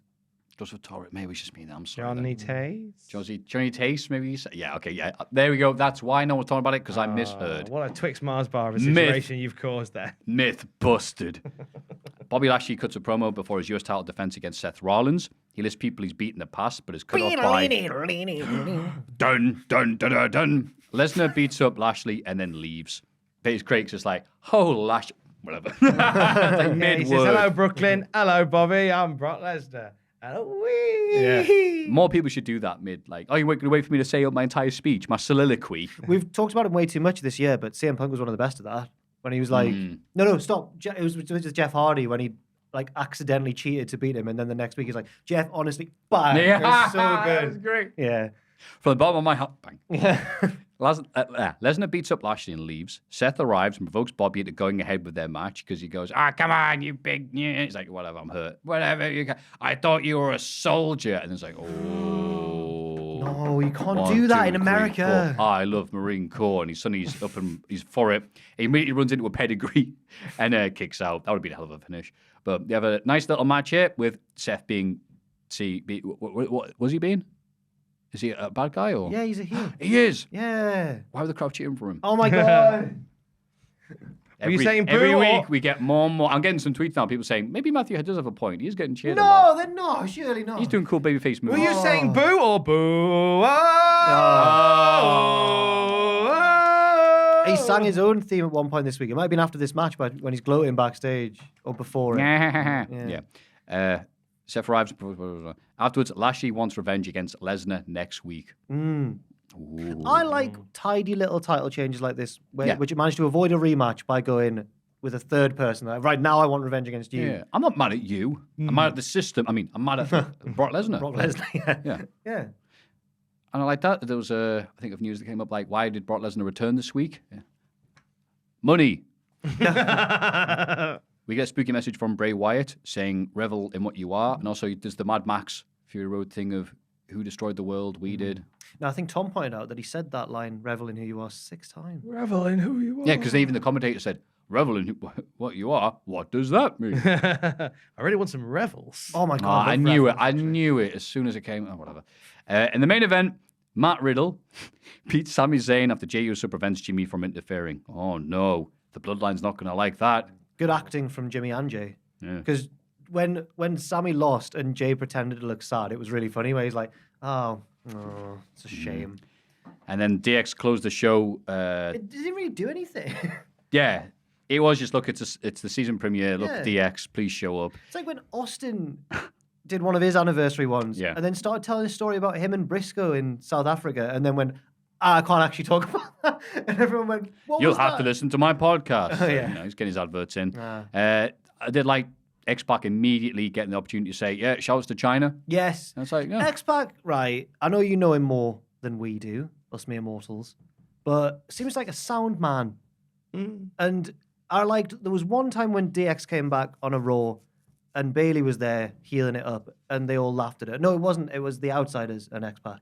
And they were all going like, Bayley, you suck. You're a heel. And then X-Pac he went totally off script and went, I think you're absolutely class. And I was like, go on. Yeah, X-Pac said many times because if you remember one of the last times DX appeared when they did the hey was Raw 25, aka that show that FTR loved. Oh, God, did they have a good time that night. When they got beaten up by everyone. That's right. Yeah. They're bringing back people from that. Repo Man's here. That's right. We actually sorted out that issue. Just Bruno's here. Yeah. Ole Anderson. Oh, my God, they're all here. And they're all being He's up taking FTR. the Cole off heart punch. What's he going to do?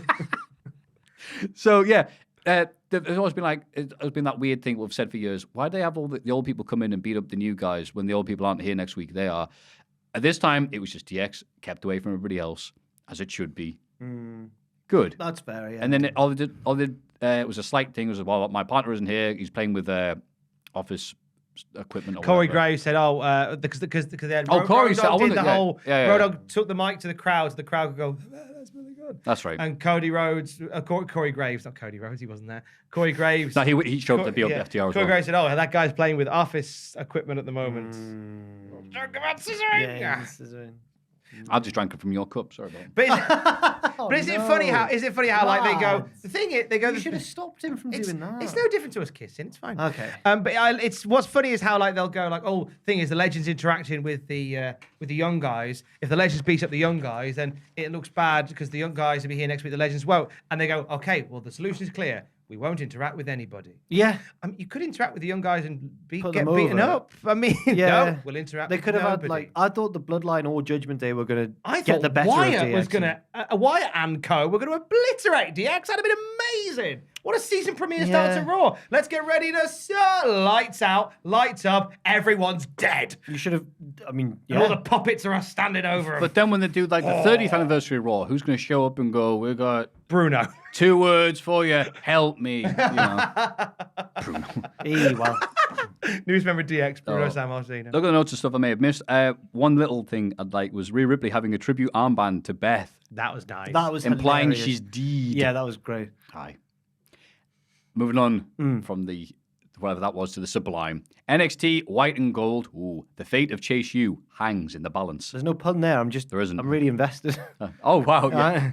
Vic Joseph reveals his new broadcast partner, Booker T. They're joined by JD Madonna, aka the sexy serial killer, not be confused with the nice serial killer. That's Dexter Lumis, which sees Braun Breaker beat Big Body Javi. I never get those Big right. Body Harvey. I'll tell you, Javier Bernal. I think I said that the other week because I didn't know how to pronounce these things as a kid. When I would see Juventud Guerrero's name, I used to pronounce it like Juventus. So it's Juventud Guerrero. That's good. I like that. Braun and JD have a stare down afterwards, but Ilya Dragunov also arrives to start a brawl. He ends up laying out Braun while JD runs away. So JD kind of the story, and it gets reinforced in the main event as well. But JD's kind of working the two baby faces against each other. Ooh. But it doesn't work because they're both like, yeah, we'll bat you. Well, they don't mind battering everyone anyway. Like they're Yeah. not best friends or anything, Braun and Ilya. So JD's so dumb. Ha ha ha, they're falling for it. No, we actually want this. It's okay. it might work. You never know. I said the spider to the fly. No, it's well, actually, whatever. Nathan Fraser beats Axiom in their final match of their Best Out of 3 series, qualifying for the North American title ladder match at Halloween Havoc. The pair show respect to each other after the match. Liquid was a good wrestling here, match. like. Aye. Liquid. Yes, it And the was. crowd was very, very hot. Even the plants were happy for this. But people like Tom would be like, they've been doing this sort of thing on NXT UK for years. I mean, not these two in particular. No, they haven't. Ah. There we go. But that Good save. it's that kind of style. Oh, I thought you were that was doing a high Axiom octane. is not a kid joke. Oh. No, he's not. I don't know, Well, yeah, Well, I thought it was strange that you brought it up. he I know went- Nathan Fraser was Yeah. on NXT UK. Axiom's a brand new guy. A kid's it- running he an was- orphanage somewhere, I think. It was taught by El Generico, yeah. Yeah. Yeah. Whatever. Yeah, so this was nice. Nathan Fraser's promos, someone's dropped himself on camera, don't worry. Nathan Fraser's promos still need work and Refining. fine-tuning, but No. But then again, I He's think a cheeky man. the Americans seem to like the silly Brits. Yeah. You know, what's rubbish to us is like, wow, that's amazing. That. Well, I've now realised that he is quite a Ted Lasso character. He could be in Ted Lasso. What, you think he's average? Nathan Fraser. Yeah, no, the way he's really sunny and optimistic. If only he had a family member. You hate that. And he's younger than you, so. It's Oh, he just probably is. Yeah, he is. Almost Yeah. definitely is, isn't he? Yeah. Okay, he's off your Christmas card. he list. could definitely do with a bit of tweaking. I think he Mm. definitely could do with a bit of tweaking. Good in the ring, though. Oh yeah, excellent in the ring. Quick lad. Quick. Sublime. Quick, fast. Mm. Dragunov gets in an argument with Grayson Waller backstage, setting up the main event later on. Oh, Grayson Waller's Twitter was interesting this week. Was it? He did a video talking about his feud with Apollo Crews, and he's got a selfie cam.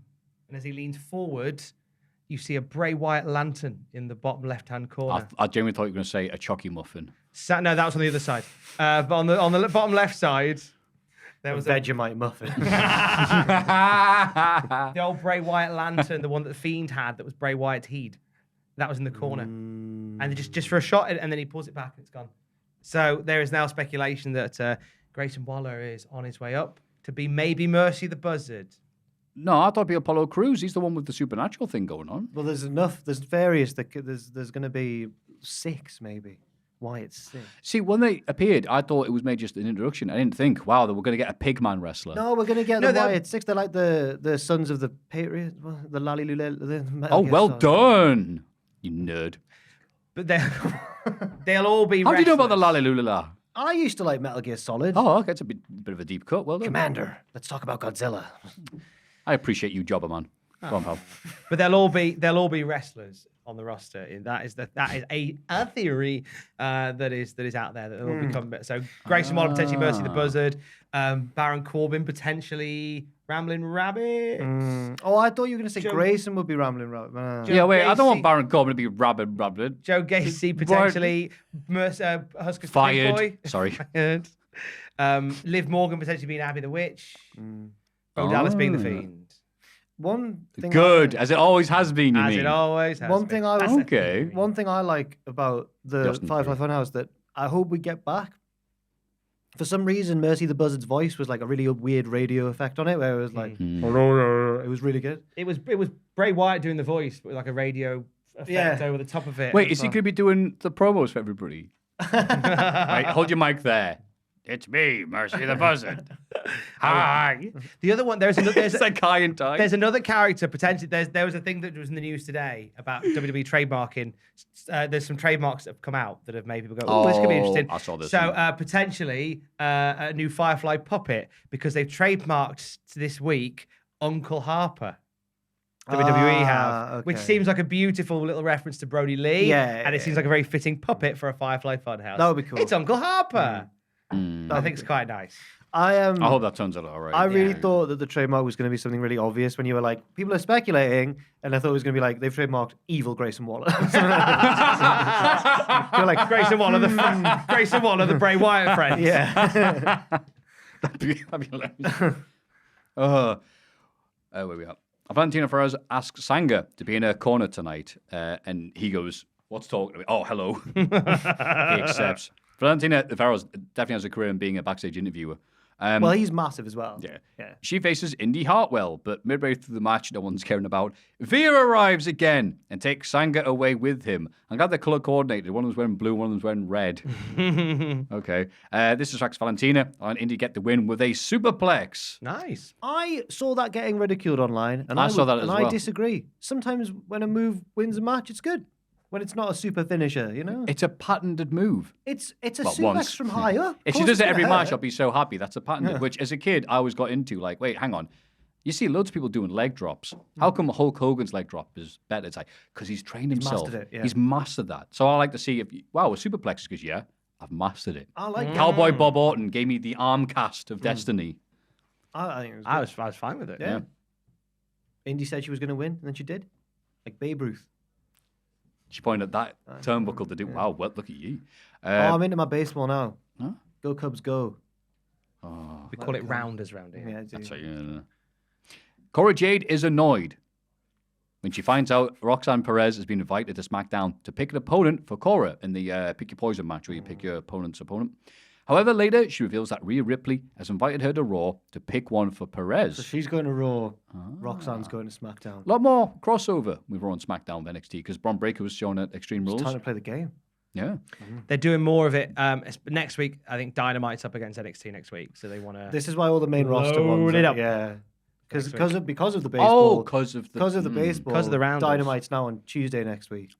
So the war's back on, I brother. thought- look at you. Look at using your brain. I thought it was Triple H just getting being things long term and going. When we do introduce these guys from NXT, you'll know who the hell they are. There's a long-term There's- strategy in Yeah, this yeah, as right, well. right, right. Fightful Select was saying that it's for obvious reasons, it's a chance for the main roster guys to get a look and get a feel for who's on the NXT roster, who they like and who they don't like, and who should get called up. And also, as you say, because their thing is to do long-term booking, so it gives strands for people to potentially join the main roster with Yeah. by having main roster guys come for them. Plus, if your Austin theory is right, and they are having people from NXT show up and be, the Husky the Pig or whatever, then it's like, oh, I know who that is. Rather than, who the hell's this? Not just Braun Breaker. I think Nikita Lyons was there as well, wasn't she? At Extreme Rules too. Oh, yeah. Whereas Kenny Omega called her a big, beautiful lady. So funny.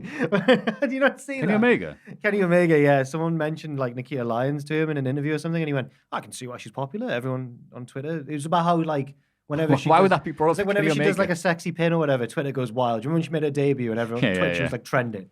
And I don't know why, but Kenny Omega, they asked him about her and he went like, I can see why she's a big, beautiful lady. You get an interview Kenny Omega and ask her about that. That's great. Maybe she could be his sister. They look quite, I think I could see that. Oh, is it the curly? All right, Kelly right. Omega. Kelly Omega. Pretty deadly.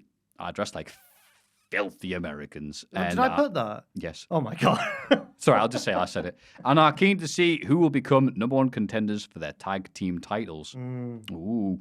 And yeah, God, are they over the top of this? Oh and my just God, loving life from the regal position there. So they were dressed like what they imagine American sports Right. fans are. Yeah. It's like when the landed gentry dressed as North Wrestling fans. It was so funny. Oh, that's one that not many people will get, but it was brilliant. And the answer is, and a very nice surprise, Edris Enofe and Malik Blade, who win a 3-way tag match against BJ, JB, and the Diad, thanks to Now, the appearance from Cameron Out Grimes. of those three teams, I think I would have wanted Idris and Malik to win. I did as well, Yeah, but I think yeah. these guys never win. They did this time. One's a good boy, one's a bad boy. Oh, But they're both good boys, really. That's their character. They put the two together. It's Roman Reigns circa 2015. yeah. Yeah. Later, the Schism attack a cameraman backstage, and Gacy reveals that Grimes will have to face them 3-on-1 next week. And Grimes goes, that's not true. You're going to be a pig in a week. Meanwhile, Grimes implies you'll have backup from the main roster because, So who could NXT. Grimes backup be from the main roster? So it suggests it might potentially be a tag team. Well, it's 3-on-1. Yeah, you'd want that. But you might just go, well, it'd be 3-on-1, it'd be 3-on-3. So a tag team from the main roster. Street Profits. Do they? Yeah, Because they would money, work. They would is it gonna be work. like money Oh, connection? yeah. Oh, okay. Street Wait, Profits. was them still hurt? One of the Street Profits. Was it not a storyline thing in the end? Oh, I didn't know if that was real or not. I don't know. Maybe. Oh, then. okay. I can't think of any other. Yeah, maybe the Street Profits. Maybe the New Day, but I'll there's say not New as Day. obvious a connection there. Yeah. Grimes is just a happy fella, isn't he? He could get anyone. You I'll want have Gallus. Gallus, sorry. And they're back after a week. It's a man's pub. Aye, that was the thing missing from the good old Donnybrook match. You know, the pictures of Jackie Wilson. We learned that Kiana James is planning to shut down Chase U because it's built on valuable land. This is the film plot I've always wanted. This is just Roadhouse. Have they got to win a tournament? Yeah, in some really. sport. So we've got to enter a softball team Yeah. to save the uni. Yeah, the Chase U was also built right next to a children's nursery orphanage. None of these guys can play softball, but they've all got quirks and they're all weird That's and they all can. They've all got different talents. It's the One's Dirty got like Dozen a of gammy arm, but it baseball. makes him throw the ball really fast. Oh, it's so good. Yeah, and that's just, I'm going to take out Chase U, the actual university. It's built on valuable land and she wants it. I'm Yes. surprised they didn't say ancient Indian burial ground. Yeah. Oh, but then she does it, demolishes it, and all the spirits come out, and they are the spirits of. Kenny, Johnny, Mitch, Nicky, Mikey! And They are the Oh my Wyatt God. Six. You learn an ancient secret, which is that Chase U's colours used to be green, and that's Oh. It's buried underneath one of the greatest wrestlers of all time. But who? We don't talk about Bruno. No. I'm gonna have to boo that one, Tom. I'm afraid. Oh, what's the matter with you? I've never seen that film. What's the matter, you? Got no respect. No respect. No, I've never seen it. Is it Encanto? Encanto. I've never seen it. House, the house that comes to life with hilarious consequences. That's true. It's true. Albert Fire beats JC Jane, but is attacked afterwards by Sonya Deville. Put it in for you two. What are you doing here? I thought you'd God. enjoy that one, guys. Put that in specially. Albert gets put through the announce table, and Sonya later explains that she and Mandy Rose may have had their differences, but they're still best friends. Hang on, what? It's Yeah, they're best a friends. bit of a retcon, isn't it? Yeah, one of them drove the other one out of the company by beating Yeah. her in a loser leaves town match. It's like when Undertaker showed up in '98 with Paul Bearer and goes, "There's been a reconciliation." It's like, what about that thing about your brother coming back and trying to kill? All right, whatever. to which they went to the wrestling world. Shh. Yeah. Don't touch me. Don't touch me! Quincy Elliott is hanging out with Hank in a security bounce backstage. Hank. Only It's really Hank. nice. Only No. Hank gets a name. Now, you might imagine that a team of security guards in NXT, traditionally in the wrestling world, would be full of toxic masculinity. But they're not. They're all so supportive. It's like an episode of Ted Lasso. They're so supportive of each other. They're excited about teaming together next week, and Hank gives Quincy a cheeky slap on the bum. Harassment in the workplace. Well, this happened. It's all right, Tom. Don't worry, because this happened last week the other way around. So as long as you've evened it up, then there's no felony this week. It's 1-1. Next week will be the decider. It did say that in the Cultaholic guide. No, it did not. Let's just make that very clear right now. It did not say that in the contract. Look, I know, Pachidi. I know. You're right. You're right. It doesn't say that. It doesn't say it. Yeah. They're both at it this week. They're both like frogs on a bike pump. I know. Can't have it. Yeah, I know. I'll tell them to stop. All right, thanks. Yeah, I love you too. Yeah. Pachidi says, can you move on, please? Wesley beats Stacks, but is attacked by Camilla Hayes and Trick Williams afterwards. Oro Mention makes the save, and Lee hits a big dive. Later, Tony D blames Stacks for losing and says he set up another match for him next week, but won't reveal the identity of the opponent. Could this be a main roster person as well? We'll have to watch instead of Boo Sucks Boo Dynamite, I guess. That's what it says here. Yeah, yeah, they're just loading it up with main roster lads. At the local medical facility, Roddy Strong apologizes to the rest of the Diamond Mine for bringing Damon Kemp into the group. They forgive him, and he hypes up Julius Creed to beat Damon at Halloween Havoc. And again, the Creeds are great, but these segments, I forgot how rubbish they were. It's like, well, there better be room in this hospital for him when I'm done with him. I'm like, oh, God. And then they announce it's an ambulance match at Halloween Havoc. So, yeah, they had best help, but that's going to be really awkward. Have to go to another local medical facility. I'm scared for the Creeds because is Roddy going to reveal that he's evil too? Is he? Because he's like, good luck, lad, you can do it. Is he going to turn on them? I don't know. No. That'd be silly. That's why I put I think. The match finishes. I can see him doing a Chris Canyon at the Great American Bash 2000. He gets out the wheelchair and throws the EP off the thing. You mean a Linda? Well, that's the weirdest episode I just did. Yeah, I was going to say, yeah. Linda, all the Great American Bashes Chris will be Canyon covered. pioneered it before Linda. It was rubbish. Yeah, but the cameras missed it. Honestly, remember right. It was rubbish because Bischoff came out, Yeah. which he didn't need to do. He didn't need to be involved in the angle or the swerve at all, but it's Bischoff, so he had to. And his music played throughout until the end of the match, like New Jack. Weird. I hated Bischoff then, watching those old WCW shows. Bischoff's like, me and DDP's relationship doesn't affect anything in the product. It's like, it's me. It was like Bischoff and Russo were like the stars of the show. They were all over it. Russo beat Ric Flair in a cage. I know. And then Russo, what he said famously, went backstage and was, well, that's it then. We just train people to have a match. Because if I can have a match that good, then anybody can. And it wasn't good, Vince. And be like, what? Okay, cool. He pinned him because the red landed on him. The red! What if for this ambulance match? What if it happens and then Creed wins and Roddy doesn't get involved at all? Nothing happens there, and they go backstage and go, "You okay, Roddy? There you go." And Roddy's like, "Yeah, well done." And he's laying in bed like Wolverine, looking at a photo of the Undisputed Era. I would like that. Looks at his phone. It says from Impact Wrestling. He puts it back down. Bobby. No, that's not what I meant. That's not what I meant. Thea Hale faces Kiana James, but that didn't work. Robert Stone interrupts at the bell, and for some reason, he is dressed like the lad from Lazy Town. What's his name? Yeah. Sporticus. No. We are number one. Yeah. There's the striped thing and everything. To shout at Hale for embarrassing him last week. She backdrops him, but distraction is enough for Kiana to get the win after one move. Oh. Von Wagner scolds Stone backstage and tells him to be serious in the way only Von Wagner can to ensure he helps become North American champion. Yeah. Von Wagner saying, be serious, the same week that he lost to R-Truth on main event via Eddie Guerrero chair shenanigans. Is that true? Yeah. Main event's still on. Yeah, I know, right? Well, it was part of the news this week. He was the one. Carmelo Hayes was on it as well. Carmelo Hayes was on. Wrestled Shelton. Yes. And won. And Von Wagner wrestled R-Truth and lost. Eddie Guerrero. In WWE. Is that one of the best things you can get in wrestling named after you, a finish? I don't think Dusty Rhodes and Eddie Guerrero. Spicoli Driver, after Louis passed away in 98. Okay. It's not quite the same, I know. No, I mean a finish, not a finishing move. Oh, I see. A right. finish. Oh. Like a Dusty finish. Yeah. If we said the Eddie Guerrero finish, you know what it means, like the fake chair shot. Ludwig Borger was finish. In the main event, Ilya Dragunov beats Grayson Waller. I wish I was in hell. Sinky. My word. I'm so sorry. Braun From Baker.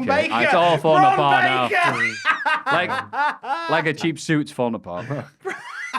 Braun and whatever his name attacks him as he celebrates while JD McDonough watches on and celebrates, going, "Yeah, my fiendish plan." I don't know if it's going to work. He's like the Kip Sabian of NXT at the minute. Like, yeah, it's almost like Tuxedo Mask. It's like, my work here is done. And Braun's like, you didn't do anything. Yeah. Didn't I? He just teleports away. what's that from? That's another Simpsons one. Tuxedo Mask. Oh, it's Sailor Moon. Oh.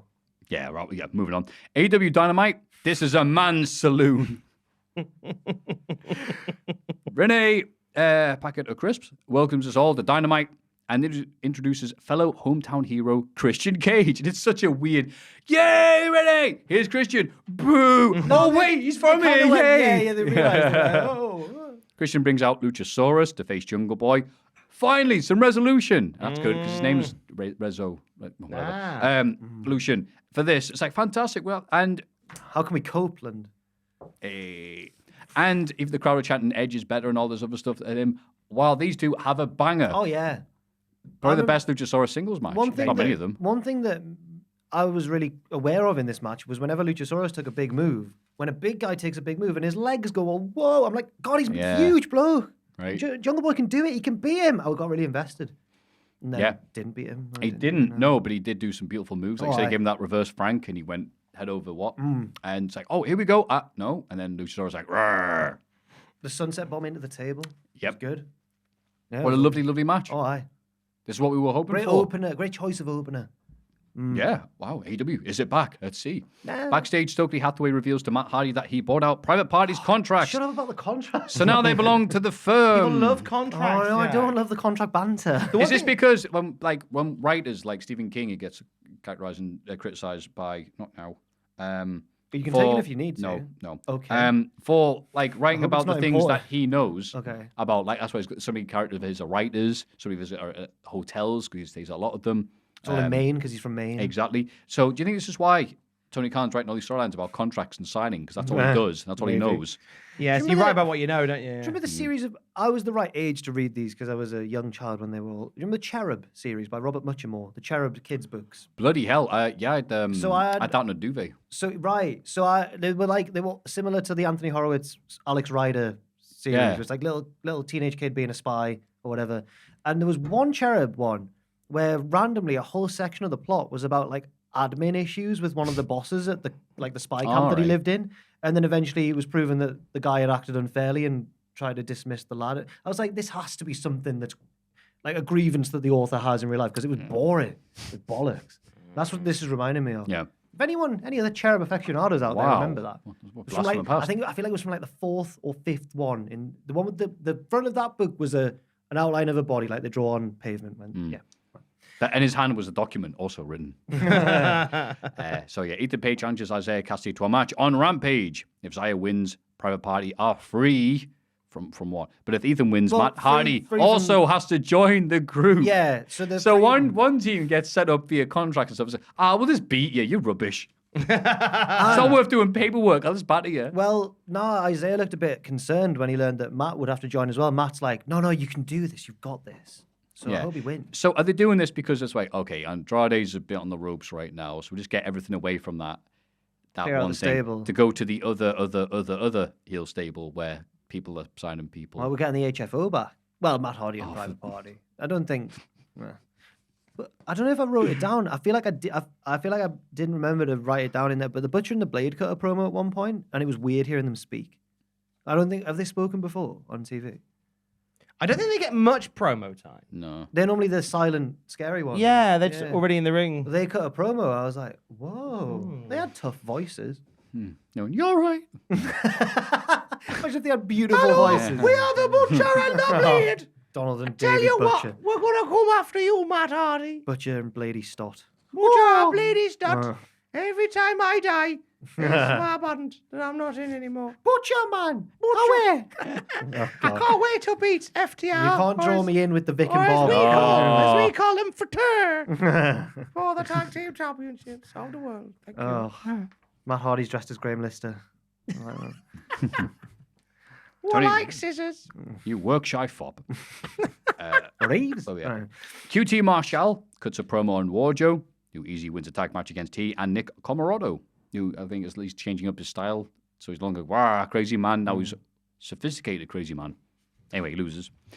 The Embassy come out to beat the good guys down afterwards, but Futter show up and cut them off. They will a match on Rampage and bring back the returning Sean Spears as their partner after he teased leaving on Twitter, which is a very popular thing right now. Perfect 10 Sean Spears, complete with Mikey Ruckus' version of Ty Dillinger's theme. Yes. Yeah. Oh, yes. I didn't even notice that. It's great. They uploaded it to the YouTube channel almost immediately afterwards. It's actually a really good bit of music. The Tron had a lot of Canadian stuff on it, so the crowd remembered we should cheer him. Yeah, He's that was from Canada helpful. as well. Because I was really confused at first. I thought he was interrupting FTR. Right. But they said the Pinnacle, and they were both in the Pinnacle. Yeah, I'd forgotten that bit. It's like, the Pinnacle. I went, I was actually glad to see him. I'm like, oh, it's him. Oh, Maffew. But he's been a background character, and him and Wardlow had their issues, so it was like, hey, we good? Yeah, we're good. So I was like, oh, okay, that's that out of the way. But we love Ty Dillinger on NXT. So, like, let's do something that embraces... That was 30 years ago. I know it was a long time ago. It does feel like it was 30 years. But you know what? We never really... Andrew and I said it on the news in the morning that we recorded this. Like, it never really reached its full potential. It never got to the Pinnacle. It never got to the Pinnacle. So let's let's have Sean Spears doing perfection. Yeah. Perfection, You know what? Sean Spears. If he's like the third man, not FDR, but for Wardlow and Joe, that's great because him and Wardlow were pretty funny. They were funny. They were. If he's just that, if he's just the Billy Gunn, then that's fine. The most over member of DX currently. Having the best work in his career Weird, at like yeah. 59 or whatever old he is. Swerve Strickland beat Billy Gunn. The one Billy Gunn, you might say, with a sneaky rope-assisted pinfall. Ooh. The Acclaimed commiserate, good word, with Billy afterwards, but are interrupted by Smart Mark Sterling. Oh my God, this was... Hey guys, do you want some more copyright name stuff? Who reveals that he now owns the right to the term "scissor me." He celebrates by scissoring with Daddy Niece. This was one moment where I was glad that my girlfriend was asleep and not watching the wrestling with me, because she'd have been like, what? She watched the start of AEW when Dynamite started, and I think she'd have now been like, what's become of this? What's the... Did you This watch... is another cherub storyline, isn't it? Yeah. Like, copyright stuff's funny. Well, By the way, did you watch Dynamite last week? Yes. Because one person who did watch it as well was Eric Bischoff, and all he seemed to talk about was like, I don't get this stuff with the scissoring and all that. And all people did was quote tweet, I said, did you not get the scissoring? If there's somebody who should never bring up those words. I appreciate that. one thing It was so great. I said. One thing I don't think I would mind this story if it came before what they call the Acclaimed won the belts. This feels like a side tag feud over the rights to the catchphrase. Hey, a lot of episodes of Rampage and Battle of the Belts and Dark, so true. I get them. Yeah. Okay. Backstage, MJF, he of the spinner of tales, admonishes Stokely for getting involved in his business last week. Hang on, are they together? He's then interviewed by Alex Marvez, the teleporter. He said get involved in my business when I didn't ask for it. Remember the firm? Nah. They come together when they're called upon. Doesn't sound like he's being firm. And threatens to expose his and William Regal's dark past. Oh no, William Regal's dark past. He's so quiet about on his podcast and in his book, Walking a Golden Mile. Yeah, don't tell anybody about the dark past that Regal had. Oh, what about the stuff he doesn't talk about? He talked. He talked about getting battered on a plane and being sick everywhere. How much worse can it be? Yeah. He also admits that he may have thought about shaking Wheeler Yuta's hand. You all right? Me and Dan both looked at each other and gave each other a look to be like, it could be a lot worse. I suppose. But I'm expecting it to be an aside on it's going to be like a gentleman villain. Yeah. Well, I murdered a man, but anyway, Cesaro's got a good headlock. Sorry, Mr. Regal, I asked you how you're doing today. Is he still in I wander off, all right? Oh, he still get his lizards out on... Oh, no. Get your lizards out for the lads. Really, really walked into it. So I got my lizards out one time. The match before Ken and Nagasaki. This is 1984. You could get 3 buckets of crisps for a rock. Shut up. I like the bit where he spent 20 minutes on the Ladies and Gentlemen villain explaining how they made Blackpool Rock, but doing it in a way like he was trying to remember himself how they made Blackpool Rock. And then went, yeah, and then I killed a man with some Blackpool Rock. So anyway, NXT TakeOver Brooklyn. I do love Regal's podcast. I do love Regal's podcast. I do, but you can almost see now when the guy's like, I'm going to rein you in here. Yeah, he's got one of those dog leashes where you press the button and it comes back. Mr. Regal, we're talking about Tajiri. It also admits that he may have thought about shaking Willie Utah's hand last week. He doesn't care if we don't like him because he doesn't like himself either. But being the bad guy is what it takes to become a champ. Intriguing. What? He said he doesn't like when he looks in the mirror and stuff, and he hates the person he becomes when he walks through the curtain. And Okay, but why have they put him in a stable if this is his character?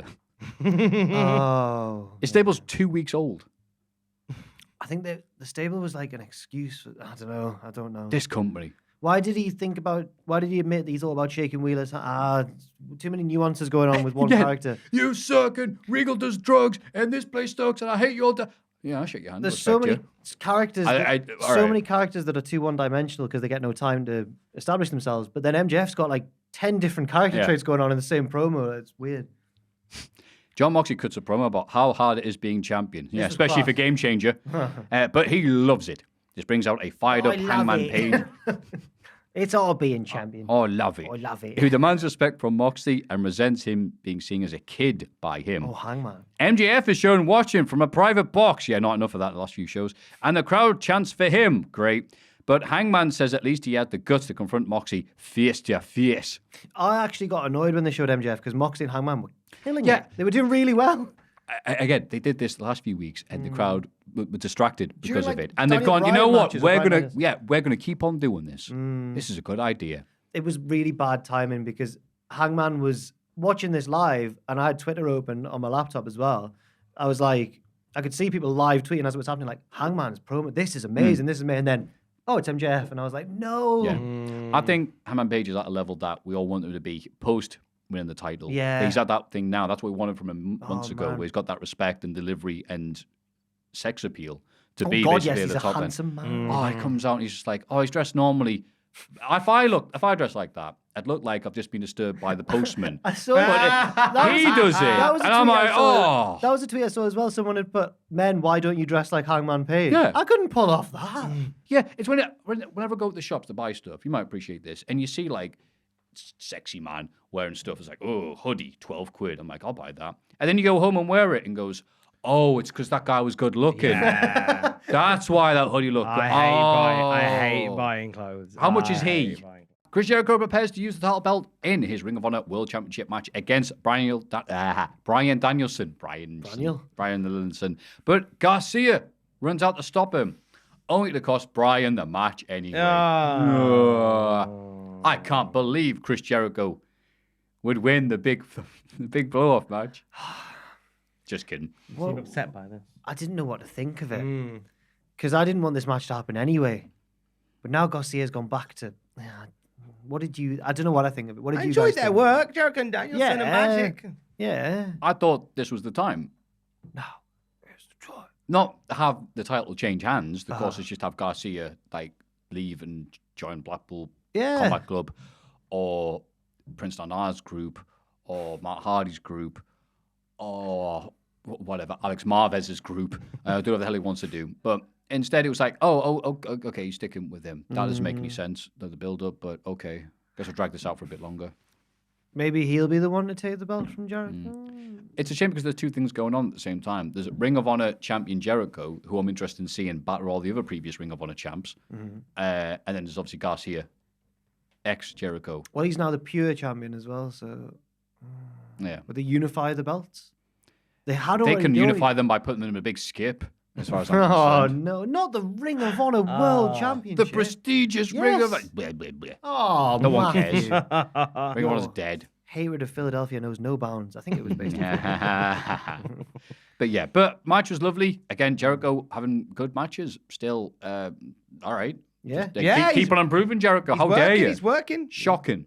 He was the Lionheart again with the music. Yep. And the yellow attire. The good old white zombie. Liked They it. were apparently picked because they were way cheaper than the other one they wanted to pick. So happy to be mentioned. Backstage, Anna Jay challenges Nyla Rose to a TBS title match on Rampage, despite Nyla not actually being TBS champion. She stole the belt. Yeah, hang on. Yeah. So Anna Jay challenged her to a title match. She said, I want to beat you, then I can prance around with that belt instead of you. So she didn't say, then I'll be the champion, but she just But she'll stole have the belt. Yeah. So it's a Okay. match That's for the not what she physical said. belt. Oh. She said, hee hee hee hee. Oh, yeah, she did, yeah. What was it again? With the title. The backstage. Here and there, Anna J. Tony Storm teams of Hikaru Shida to beat Britt Baker and Jamie Hayter in a tag match, with Shida getting the pinfall on Britt. You could have given me about 5 guesses as to the configuration of the finish and who would pin who, and I wouldn't have guessed this one. No. I don't think. Yeah. Oh, now Britt's losing the people, right? Okay. Would you have Britt beat Tony Storm? No. I don't know what I'd have had, really. It was a Jamie weird... Hayter beating felt like someone? another- She's the one Yeah. who, you know. Yeah, Hater pinning Storm, because then that's like, Yeah. well, if Britt, then Britt's like, yeah, but I'm getting the next match. I've Well, just pinned as her. Matthews taught me, no one beats Tony Storm. Oh. Except when she was on SmackDown. Oh, I was going to for a say, yeah, minute. on, yeah. Charlotte beat her. No. And in the main event, Pac, War Lad, defends the All Atlantic title against Orange Cassidy, who was technically from Atlantic, I guess. Danhausen stops him from using the Timekeeper's hammer. Damn it. But he gets another one from under the ring. Always Pac a second hammer.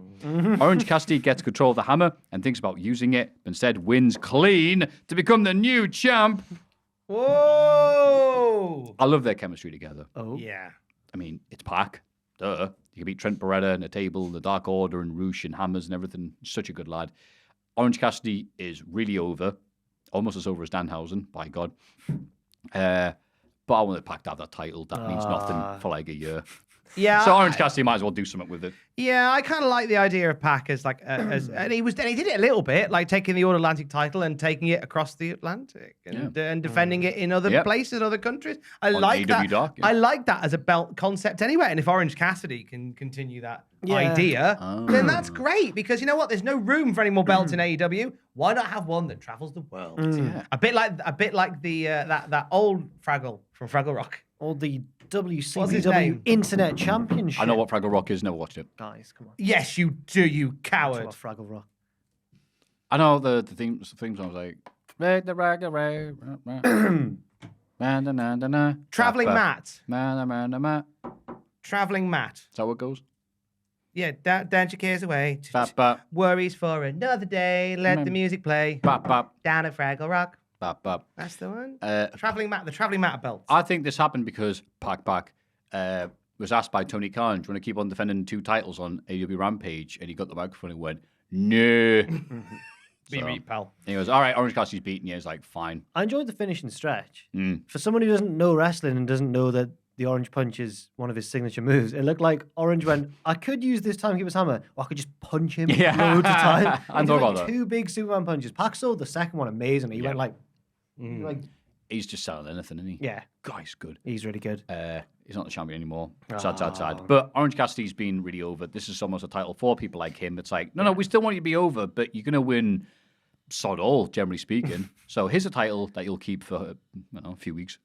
I think people will be annoyed about Orange Cassidy becoming a champion in AEW. And I think he doubled down on that when the cameras went off, because he did a little speech after. Big pop from the crowd. The crowd were happy with these one. He's like, hey, Canada, look what I got. And he said, yeah, if you know me, you know I don't like carrying stuff. So Chris Statlander came out with a rucksack, and he just put the belt in a rucksack. Oh. And I thought, you know what? People are going to be angry at Orange Cassidy being champ anyway. You might as well just go all out and go, you're going to hate me anyway. I'm going to have some fun with this. Because people go, put it back in a rucksack. I mean, Canada, there were on relative good behavior. Ketchup with this week. lobster. They were actually, to be fair. Lovely. Because even they had signs like, hey, it's Bizarro land, meow, meow, meow. And it's obviously Canada. But they cheered Jericho over Bryant. But that was to be expected. I mean, it's big Canadian Chris. And yeah, they were... you love that. But yeah, I think they gave Orange Cassidy a lot of love here. Yeah, they did. So people go, oh, going to be hated. It's like, yeah, but main event. This was, other than this, it wasn't perfect, but this was a step in the right direction for AEW. What has been a really weird, messy, backstage fight-filled few weeks. So. It was a better Dynamite than we're used to, than has been recently seen. Yeah.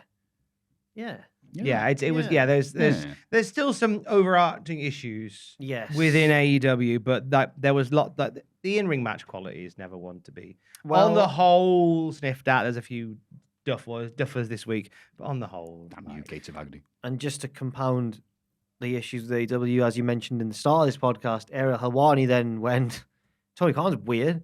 He basically went like, he didn't answer any of my questions. Which, in fairness, it's like if you're going to say, yeah, I'll do an interview with you, cool. What's happening with CM Punk? Can't talk about it. What's happening with Kenny Omega? Can't talk about it. I get where he's coming from. but it could have picked the worst person to be like, wow, WWE's really good right now. I agree with a lot of his points. But he's literally paid for by them, isn't he? Yeah, he was doing it. He was the voiceover. Can even try and hide that fact? It's like, hey guys, that company I work for, really cool. He was the voiceover guy for the Fight Pit recently at Extreme Rules. Yes, he for was. the Fight Pit video package. It was Era Hawani. Wow, that was good yeah. that it was free. Yeah. It's like Ryan Satan, who no longer follows me on Twitter, so sorry about that. It was a joke. No, I don't saying like shouldn't say that.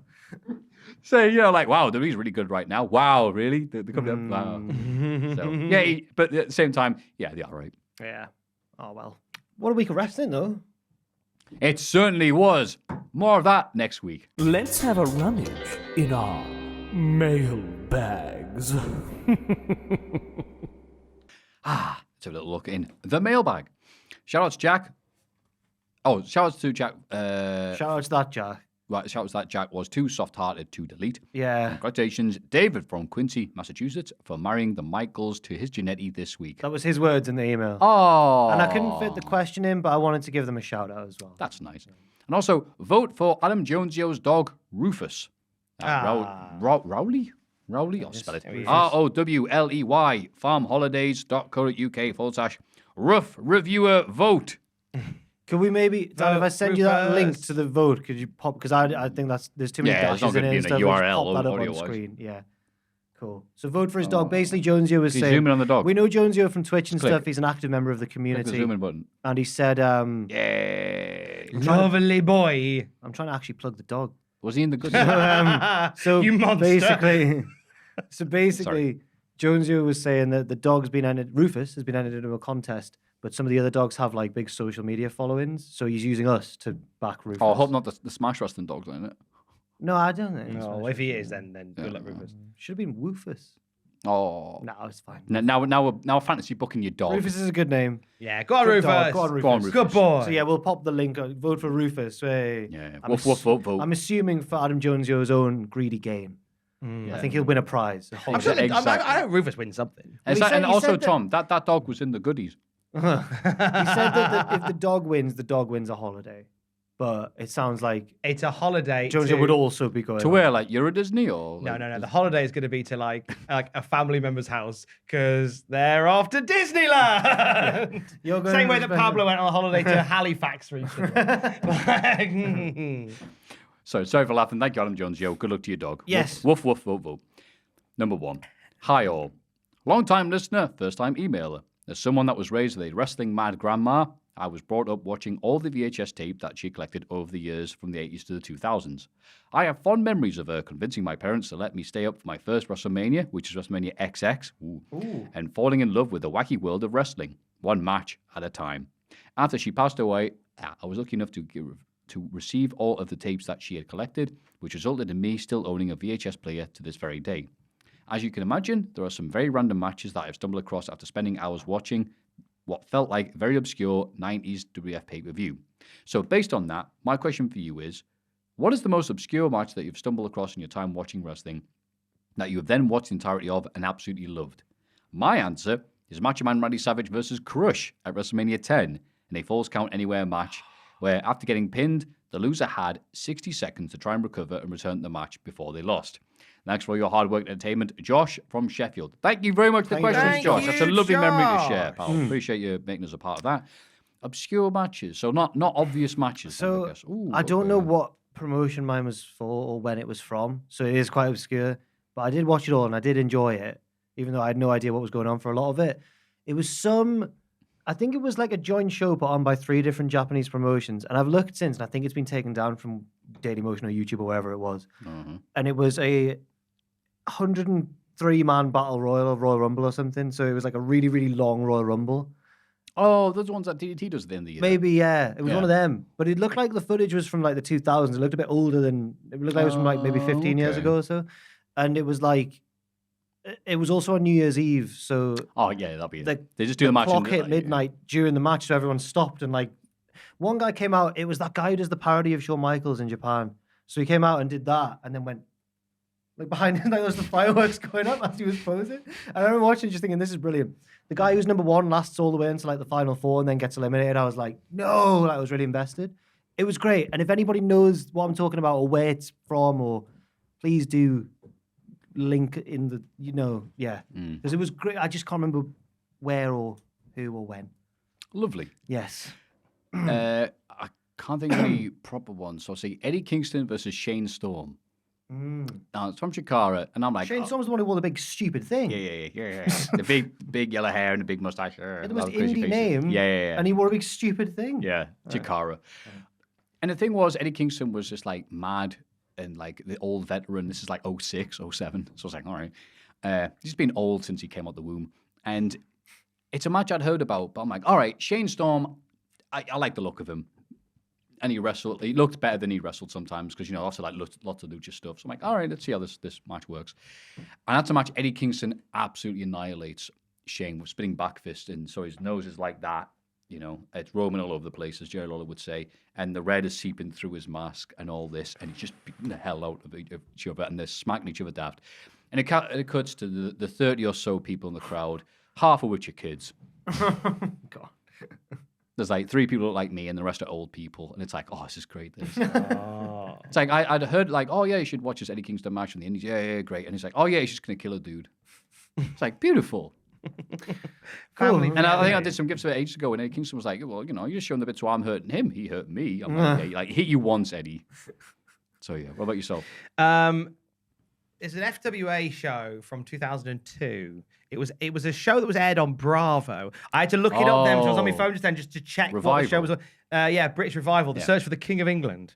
And it featured Eddie Guerrero versus Doug Williams for 10 minutes. Ooh. And I haven't watched the match since. It came to mind when that question was asked. I remember as somebody who had kind of got back into wrestling and was suddenly like, ooh, the British wrestling scene's quite intriguing now. And I think seeing Eddie Guerrero on a card like that, who had that WWF run, it sort of legitimized it a little bit for me. So to see Eddie in there with Doug Williams was quite surreal. That's a good one. And I've just checked as well. The whole show is on YouTube. So that might be what I watch tonight when I go home. Very good. And then I watch it and go, well, that match was rubbish. That's the one that springs to mind. I remember thinking, what a strange combo. It's Doug Williams, who I've kind of, at this point when I first watched it, learned is a bit of a British wrestling leg end. And then there's Eddie Guerrero, who's just kind of coming off the back of a sort of an injury and a lapse in better judgment. And then like this road back for him was via a night on Bravo in the UK. So yeah, Eddie Guerrero, Doug Williams. Very good. And if those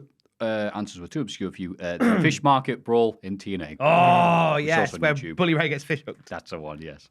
Hello, lads. Hope you're having a great time. We are. This is my 4th time at attempting getting on the podcast. Oh, no. I hope it'll work, even though I'm putting way less effort into this one than the previous ones. That's what you want to do. That helps you get on. Pay attention to them. Although the third question is really long, so I've kind of broken my own rule. Since it's just a silly question, when Bobby Fish, now Robert Salmon in the Impact Zone, that's not true, said he could have Haku'd CM Punk for poorly training him, I thought it was interesting that Bobby chose Haku, someone who undoubtedly is very tough, but for some reason it stuck in my head. Just off topic, did he say he Haku'd him? Like Haku'd was I don't know. Look at the adjective, Haku'd. Yeah. So this is my question. Who do you think would win the fight between Brock Lesnar and Haku?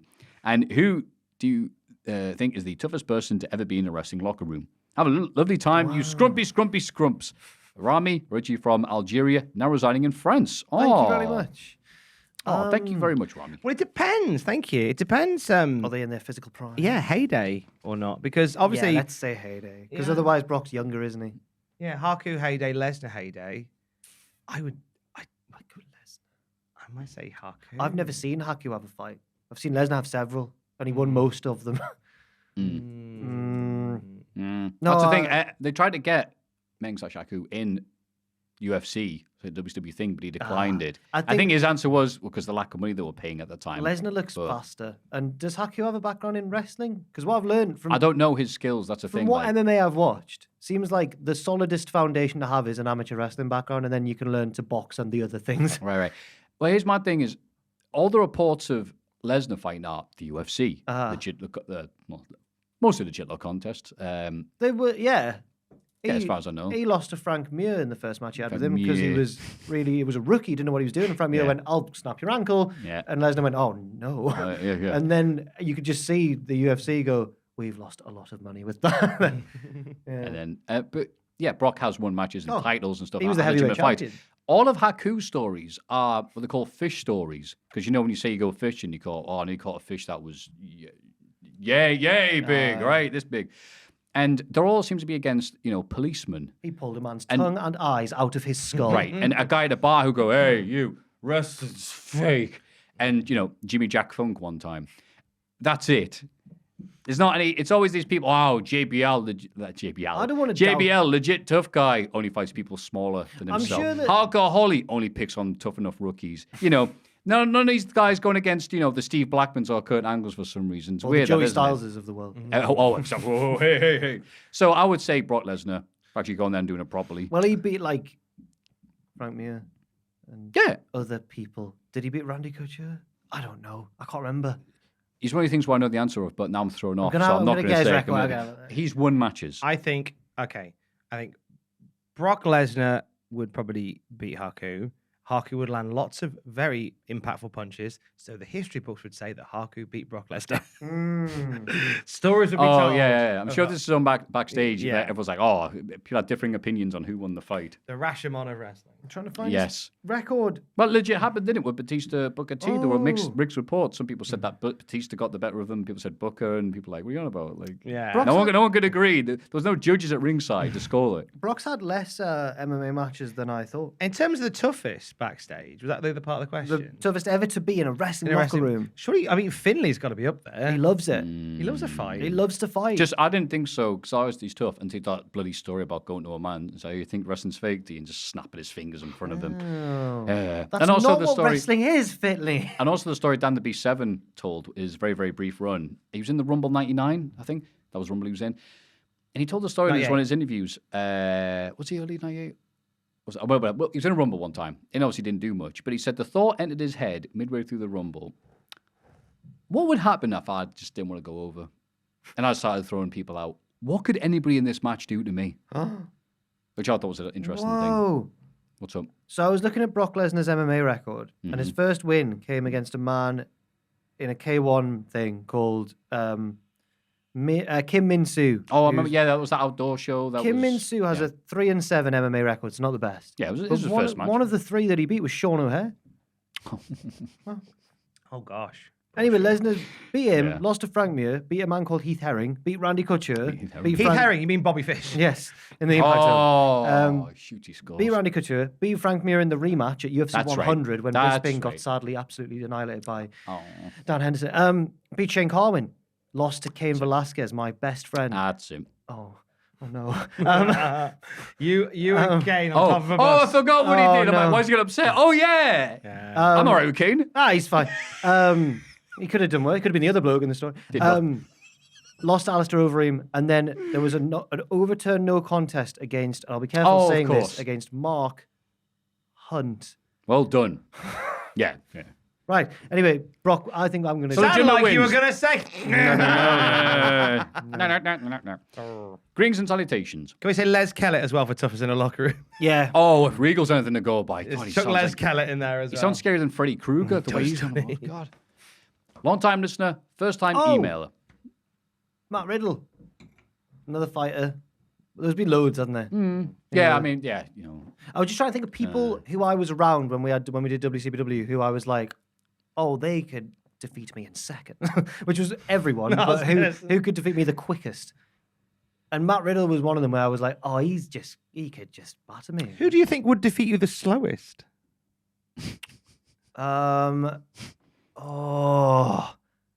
I think Kirby would pander to the crowd too much. Kirby would beat you with a shoot elbow off the ropes. Who's that? Yeah. Oh, yeah. That was Zoidberg. Sorry. Yeah, that's how Manu White. Oh, whatever. Who would boring beat me the people now. slowest? Prince Amin's too nice. IRL. He's got to do his full entrance. I've ruined his gimmick then back there. here. He's meant to be an arsehole and the richest man in wrestling, but he's actually lovely. We mean he's meant to be. He is. He is the richest man Exactly. in professional wrestling. Kayfabe. Yeah. No, stop thinking about hard people. I'll be here all night. Who was that guy? Who Who was that guy in the lock? It was a guy. It might have been on a Regal podcast. There was a guy who never amounted to anything.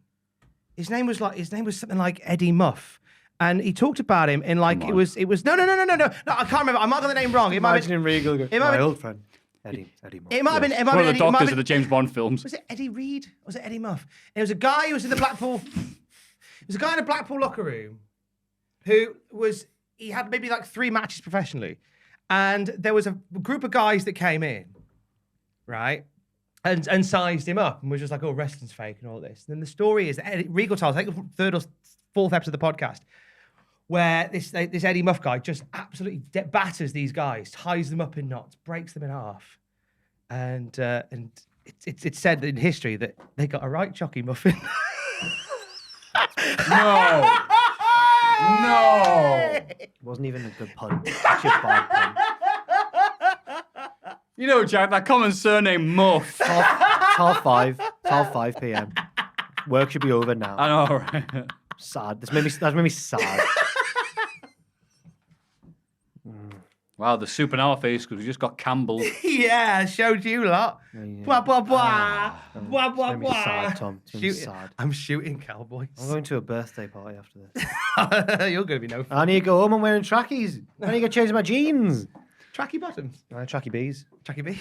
Greetings and Chucky- salutations. He's always going on about Chucky muffins. Yeah. Long time listener, first time email. Let's get in the This nitty one's gritty. long, but I included it because it reminded me of, do you remember when Jeff Stelling went on a big rant and defended the Northeast? They don't know about the Cleveland Hill. Yes. Yeah, it's like that. Oh, okay. Is this his Cleveland Hill to die on? Yes. I've been listening to the lovely Cultaholic podcast since its inception. I am proud to say I've listened to every episode. We're really sorry. It's become a weekly ritual that has helped me through a lot. I've laughed at stories of wee fat dogs, tiny coos. Oh, that was last week. Wrongly accused bears. Random emails from early 2000s footballers. Oh, yeah, I forgot about that. So many. Ross getting his entire closet in the Hall of Fame. Jack enjoying his bus rides, and the concept of insert topic here. All right. Sam trying to get sponsorships. Oh, that didn't work, did it? No. Wee Fraser being arrogant and youthful. Scrubby crummy. Tom working hard to find Bruce Hart a job. Andrew bringing his lovely optimism to things, yeah. And Adam with his love for Travis and Derek Sandy. Oh, yeah, welcome to the Isle of Wight. Yes, right. Sincerely, I appreciate everything yous do. Kick store him. But I'll be damned if I let you talk crap about Philly. Oh, God, So no. last week, Maffew was really nasty to the city of Philadelphia. Where's Bill Burr? Not the city of that. Oh. And we went, have you actually been? And Maffew went, yeah. And we were like, oh, right, fair enough. Philadelphia is my hometown. Justin Henry's going to beat you up. Yeah. You're gonna Well, get he's right... from Jersey, but it's next door. Yeah. Aye. It is You're the gonna get greatest right Chucky muffin from Aye, you Justin are. Henry. It is the greatest city in the world. Our baseball team, the Philadelphia Phillies, that's an imaginative name, has the most losses in the history of modern sport. Yeah. now that's probably partly because baseball is really old. So maybe it's that, but yeah. It's not that old. 11,112 since 1883 and counting. We use our art museums as gym equipment, aka the Rocky Steps. Oh, I see. In 2015, a friendly hitchhiking robot was decapitated. I remember that because I had the audacity to make a stop in Philadelphia. Driving in Philly is a Mad Max nightmare. There are so many potholes in the city, people resorted to spray painting male genitalia on top in order to get the city to fix them. I remember reading that. Wow. Yeah. Clever. Good. Good strategy. In 2018, $33 million of taxpayers' money went missing from City Hall. Our former district attorney was arrested and spent 5 years in federal prison for accepting bribes. The entire city smells like urine. The Philadelphia Eagles used to have fantastic. The Eagles used to have a courtroom and jail in their stadium. I remember that. That's a legendary story. The Eagles are also the reason I have trust issues.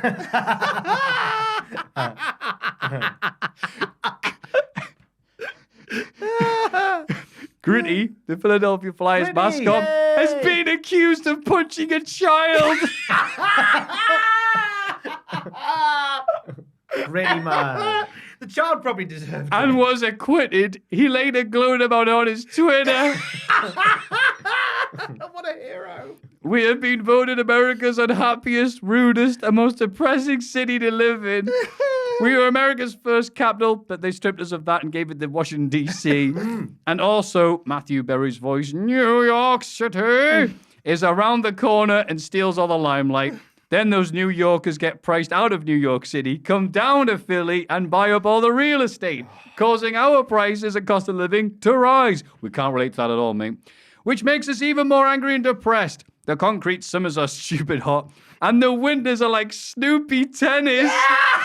I don't get that. What's that It about? says, this doesn't make sense. I just wanted to reference Snoopy Tennis. Good lad. Classic SmackDown review representing. Right. All in all, things get quite silly in Philly. But despite the smell and the rest, I love this city of all my heart. It may be crap, but it's my crap. And I am proud to say I'm a dude from Philly. That's great. Oh, Really take wonderful. a boo. Yeah. Take a boo. It made me feel like how we feel about being from the Northeast there. I got exactly. I was going to say, Bill Burr going to do a better job of trashing Philly. Full disclosure, I got really scared when I saw that email because so often there's so many emails that come in and it's just like, here's a bunch of things that that's happened to me in my life, but then thanks for this. And it's lovely that you do, but some people will just give their entire life story, then they go, anyway. No, that was really well written. And beautiful. Oh, yeah. Wow. You suckered me in. Beautiful. Philly. And I'm glad that it was like, yeah, the Philly indie crowds used to suck. Maybe they still do. I don't know. Oh, he's not. It's not changed. Yeah, anything but for then Maffew. we've had someone from Philly go, "No, how dare you? Everything sucks about Philly." I'm like, you know what? I stand me, corrected. I'm very sorry for any confusion. Honestly, for me, the biggest punchline's yet to come. But do carry on. Now, my question is, what do you think is the future of wrestling? Yeah, that's good. That's good. Sincerely, Move it all to Philly. Sincerely, leads right back. Oh, leads right back, Gary Kelly, a.k.a. Matt McKnight. Right, but then the next bit's the bit where I was like, really? Yous need to do more Wigan accents or it's Okay. back to the mines. Okay. Yeah. But then, Cheers, Matt. I'm currently living in Charleston, South Carolina. I'm currently living in He's Charleston, not even South Carolina. from Philly. He doesn't live in Philly anymore. Of course not. It sounds awful. He No, went because on- all the New Yorkers have priced them out. I'm proud to be a dude from Philly. I love it. I love it here from Charleston, South Carolina. What? I Anyway, hate this city. Do. I hope we get someone from South Carolina to not be the Charleston area saying in, I hate South Carolina. It stinks. Now living in Wigan. So you can cross that off the map. Matt McKnight, someone I follow on Twitter, Yeah. who's always a highlight when I'm browsing that hell site. Thank you very much for the Oh, it's lovely great. thoughts and that the amazing question email. was, who's the future of wrestling? him. I don't know. Yeah. Him, you should write promos, mate. I write this off. love that. 3D, 5D wrestling. More city-based emails, possibly. 5D wrestling where you Yes. can smell it as well. Doing the Charleston. It was great, that. Oh, yeah, 5D wrestling, you can smell it as well. 5D wrestling, you can smell it Very as good. well. And when a wrestler punches you, you feel it. It's just like the real thing. Yes. Ah, 17 pile drivers give later. him a I've receipt, son. I've got to take a day off. Why? Well, I watched a match last night. The guy took 17 pile drivers. So I've got a migraine. I was playing Mankind in the I Quit match with the on hard mode. My thing is with the current weird trend of Tamagotchis apparently making a comeback. Really? I can see like your own pocket wrestler. Okay. That was the thing back in the day, wasn't it? Bollocks. Anyway, some sort of thing that isn't that Pocket thing that's wrestler. wrestlers. They did Monsters in My Pocket. They did Wrestlers in My Pocket. It was nowhere near as popular as Monsters Are in you My describing Pocket. Pokemon? No, wrestlers Oh. is what I said. How dare you? So- Yeah, some sort of thing there where it's like, oh boy, my wrestler hasn't had a match in 3 weeks, and somebody will cynically say, oh, does he work for AEW? And you're like, no, It's I an need to give him protein. Protein. There we go. Nom, nom, nom. This is great. Pocket wrestlers. It's an orange You have I've been got an offered orange- a booking for Game Changer Wrestling. Oh, okay. Do they accept booking and trans? No, just the book. It's hard. I go on then. You have lost it, Nick Gage. Pay for your own flight. home. The promoter has run away for the money. No, not I was again. going to say, it's best yet pay. Loading. You no longer have food for money for protein. Your rest is starved to death. It doesn't sound fun. It doesn't sound like a fun game. Yeah, it needs look. It's at the demo stage. All right, it's in Okay. alpha. Future of wrestling. I don't know. Virtual reality. Robots. Robots. We've had Robot Wars already, but that wasn't staged. Oh, but like the Hugh Jackman film. Like, iRobot. Dolph Ziggler, where he plays he's in the Megazord. Oh, no, Yeah. have I made that remember up? the Not Titans? real. Have I made it up? Where the kid controls him and he's Yeah. he's also got issues with his son. It's like a father-son thing. Real Steel. I've almost certainly read the plot synopsis of this I film. was gonna say It's called Real this Steel. time I believe you. Yeah. Did his son leave for a big goth woman? Oh. Nah, whatever. Yeah. Well, Matt, we can't compete with you. No. with your lovely thing. So yeah, that's your answer. I always looked at Boston as the Newcastle of America, but now I'm like, is it Philly? Except when he I said think the Philly. summers are hot. I was like, Well, we're having them thanks to global warming. well, everyone is, yeah. It's true. Yeah, there's concrete summers. Anyway, Mike, you're a blessing in disguise. Thank you very much, mate. And Matt McKnight. Yeah. Thank you very much for all your lovely questions, theories, and rants about polices. Please send more of those in. Oh, my God. And that's about Newcastle, in which case we'll lose your email. I want a Boston one. I want to learn about Boston. Yes. It's apparently rough. Please send them to... Stop it. Cultaholic...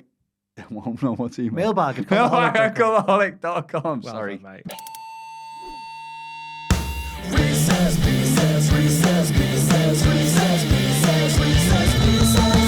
Reese's Pieces. Dear cult guys, AEW has really messed wrestling up. That's it. That's the sentence. It was much easier having one company everyone just wanted to work for and nobody wanted to leave. Yeah, it was easier. This competition nonsense has really made it all more complicated. What? It doesn't make sense business-wise for Tony Khan to release a wrestler that wants to go to WWE. But it's also not ideal to keep someone around who doesn't want to be there. I suggest Tony Khan take a page from his sports management background and introduce trades to wrestling. I think this would be a great way for a dissatisfied wrestler to leave whilst the company gets something in return. So I'm going to name a wrestler from WWE or AEW and you'll decide who you think would be a fair trade. Luckily, in American sports, the players don't get to choose whether or not they get traded. It's true. So don't really. Yeah. I think you could be playing with LeBron James and all the lads winning the championships, and then suddenly, I'm in Philadelphia. Oh, no, fate worse than death. You can also choose to exchange one or more lower value wrestlers for one higher value one. Ah. So sometimes a team will be like, we want your good player, and they're like, well, give us 4 of your bad ones and a draft pick for the future. Did you ever see the Gretzky trade? No. They wanted Wayne Gretzky. It's like, he's the greatest player of all time. We'll trade you. And it was like ridiculous. Right. Like a king's ransom, they called it. Do you remember when Triple H got traded to SmackDown? And then for Raw to get him back, they had to give SmackDown Booker T and the Dudley Boys. And they were, and they were like, quick. It was. Also, keep it just WWE and AEW. I don't want to subject anyone to Impact. Ooh, You cannot win, can you, Tom? Nasty. Anyway, time to trade. Fastest thought first. Jack, Tom, me, Andrade. Oh. So somebody from WWE to go. Yeah. Andrade comes to WWE, and then someone from WWE to go I think instead. you could have Ricochet go the other way. Wow, actually, that's a really good idea. I like that. Or would Ricochet just become one of a million flippy men in AEW? Yeah, but I don't know if Ricochet being released from his issues of, hey, do a crap promo. If he could actually shine better in a place where he's able to speak more naturally. Because some of those promos, not everyone can do the WWE promo, but they can speak. In real life, I was quite intimidated by Ricochet because he was cool. So why can't he be that on camera? I was like, he's quite cool. I went, hello, what's your name? I'm Jack the Jobber. And I didn't do that. And he went like, Trevor. And I was like, Yeah. oh man. That's what I mean. Like even that. though he's called Trevor, he's cool. No offense to anybody. Oh. That's what I mean. If he was on AEW, he was like, would you be better? And if not, it's all right. There's 15 managers who can speak for him. So what do you think, Tom? Roderick Strong. Oh, good shout. Just so they can do Undisputed Era over there. They want They want to, yeah. You watch how quick Adam Cole's concussion heals. Oh, I'm fine now, the lads! Get in, everybody! I'm kidding. He's Mel probably said get that well Dave soon. was like really vague about how long Adam Cole's going to be out with this concussion. He said he could be out for a short time. He could never come back. Right. Like, Dave, Well, thanks. narrow that Wow. window, please. Yeah. No. I like that Dave's like, well, I've asked him, but he's too busy playing Super Mario and He's really grateful He's the whenever he gets a coolest raid dude. on Twitch. He's so lovely. He is. LA Knight. Yeah. Why would you trade him? Yeah, why would you trade him to start off with? Trade him. Someone of equal value on the mic. I think it would be funny. This is a joke one, guys. Prepare yourselves. I think it'd be funny to trade him for Cash Wheeler. So one day, FTR is just Dax Harwood and LA Knight also. And everyone's like, and they never acknowledge it. It's like, what do you think, Cash? Let me talk to him, yeah. That'd be good. Cash turns up at SmackDown. They're like, give us one of your famous bombastic promos. He's like, can I just wrestle in that? Just punches a fan and stuff. Yeah. Yeah. That's mine, Cash Wheeler. Yeah, but he gets away with it like Gritty. The whole of the Dark Order. The whole of the Dark Order. Send them all over there yeah. for LA Knight. I'd say Stokely Hathaway. Nice. Just in terms of promo ability and able to get others over. Yeah. Like Stokes the one-man Yeah. band. Not like that. Jungle Boy. Oh. I'd be scared for him in WWE. Oh no, Triple H now. He doesn't mind if someone's smaller. I'd trade him for Nathan Fraser. I nearly thought Nathan. Did you think Nathan Fraser as well? But I will go. Thinking of skinny white boy, because I was. I'll go. Johnny Gargano. Ah, yeah. Yeah. I think if Gargano was in AEW, Matthew's head would explode. I don't want any of these things to happen, by the way. I'm being forced. It's to. not what we think is going to happen or what we want to happen. Join us. Pretty Deadly. Pretty Jungle Boy Deadly. for Yes Boy. Yeah, okay, that's fine. Yeah, makes You know, and he's worth two. What are you doing with this table? By Sorry, the way? I'm. Stop Yeah. it. Kevin Owens. I don't want him to leave. I think he's got more of his story to tell. The rest is still unwritten. But I'd swap him for. It's got to be a big star in AEW for Kev. Maybe Rusev. They're not using him that well, famously in AEW. Ooh, Get yeah. Rusev back or Miro. You know. Yeah. Wow, that's a good pick. Keith Lee. He's got still stuff to. But a Triple H guided Keith Lee is an exciting prospect. Yeah. That's a I good might point. say Swerve in Our Glory as a unit, but I don't think they'd let him go. I let them both. Yeah, they let them Owens both could be go. worth 2. He's really good and popular. I'd say Hammond Page Okay. because they're both hunks. Oh, they are. The Ass Boys. Oh, can the Ass Boys thrive without Billy Gunn? Well, at the minute they're not with Billy Yeah, Gunn. and Okay. they're not. Oh, I find them good, annoying heels. Yeah. So Whatever. swap the Ass Boys for Los Lotharios. That's a good shout. Briggs and Jensen. JB and BJ. Brooks and Dunn. Ooh. Get over there, lads. Get down that red dirt road. Yeah. On that Lonely Road of Faith. That's Kid Oh, Rock. what a promo. Oh, Brooks and Dunn. Lonely Road of Faith. Break it down. I'm sure that happens at some point, doesn't it? Yeah. The Creed Brothers.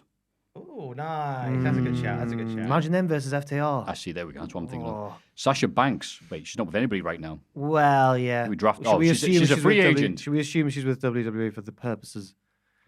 I think you could trade her for a lot of the women's division. I think she's got crossover and mainstream appeal, doesn't she? Which is bizarrely untapped by WWE. Yep. So it'd have to be a pretty big trade. In fact, chuck in a load of women and the men and just... Tony needs to clear out his roster. I think trade half your roster for Sasha, and you've solved a lot of the issues. There is that. Yeah, Ooh. I'll go You for put it like that. Sasha Banks for the entire lower card. Wow. That's Yeah. good, wasn't it? The entire consortium of Jade Cargill plus Jade Cargill. Okay. Interesting. I'd keep away from AEW just because of he's rubbish at promoting the aspect, women. the positive aspects of the women, apart from like 2 at once. Yeah, true. Like That's one true. and a half even of that. Oh, yeah. So yeah, definitely back on Raw. We'll have to draft. Like such free agent. Just have a... Yeah. I can't think of any of the rubbish No. wrestlers. Sorry, I'm really sandbagging this. Don't worry. Move next one. Yeah, next. Nyla Rose. Now that Nyla Rose is someone who I think could have a spot in WWE. But then again, in AEW as well, there's not many. She really occupies a good place where she can always be inserted into a feud, and it's like she's a threat. Yeah, it's like a gatekeeper. Yeah, which isn't necessarily a bad thing. No. Yeah, I know that it's often said in a limited way, like, oh, they're never rise above that level. But yeah, she won the belt and everything.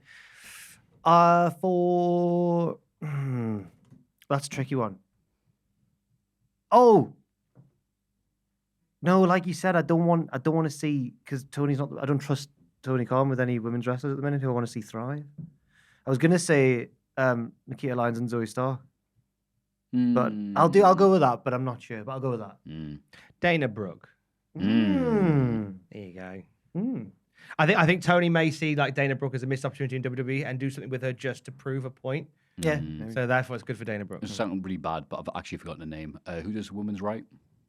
Lacey Evans. Her. I nearly said Layla Hirsch there. Is that OSW's favourite Maffew joke? The women's right. I don't know. Probably. But they kept in all your drop takes of that They joke. did, didn't they? Yeah. It was funny as hell. That was funny. I'm looking forward I to... mean, those I'm really gets. looking forward to their review of All Out. Mm. I'm actually buzzing for it. This is the... I mean, I love all of OSW reviews videos, but this is the one for a while I'm like, I've been listening to their deep dives on Resi and Metroid. I wish I'd played those games so I could enjoy the content. I must have spoken Latin there. Pretty Deadly. Yes, but the Acclaimed.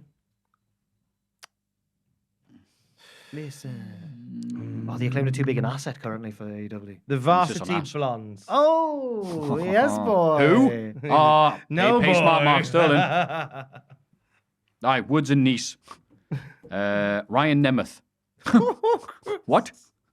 Dolph Ziggler, I think is what. Oh, I think that's what they're trying to do. There you go, Yeah, of course, yeah, sorry, yeah. sorry. Gunther. Hang on, I didn't pick up Ryan Nemeth yet. You're not picking Ziggler? No, let me You're pick. picking Mikey instead. Dolph Ziggler. There, now I picked. Sorry, I apologize. I also pick Zolf Ziggler. Gunther. That now I'll say Keith Lee. I'll steal Tom's from earlier. And I'll steal yours from earlier and say Miro. Same here as well. What Yeah. we like. Malachi Black. Oh, hang on. Okay. Well. Oh no, he's still with AEW. Yeah, he says he is, so. yeah. No, I can prove I have receipts. No, I shouldn't. Sorry. Shouldn't have. No, I shouldn't have. Carry on. Oh no.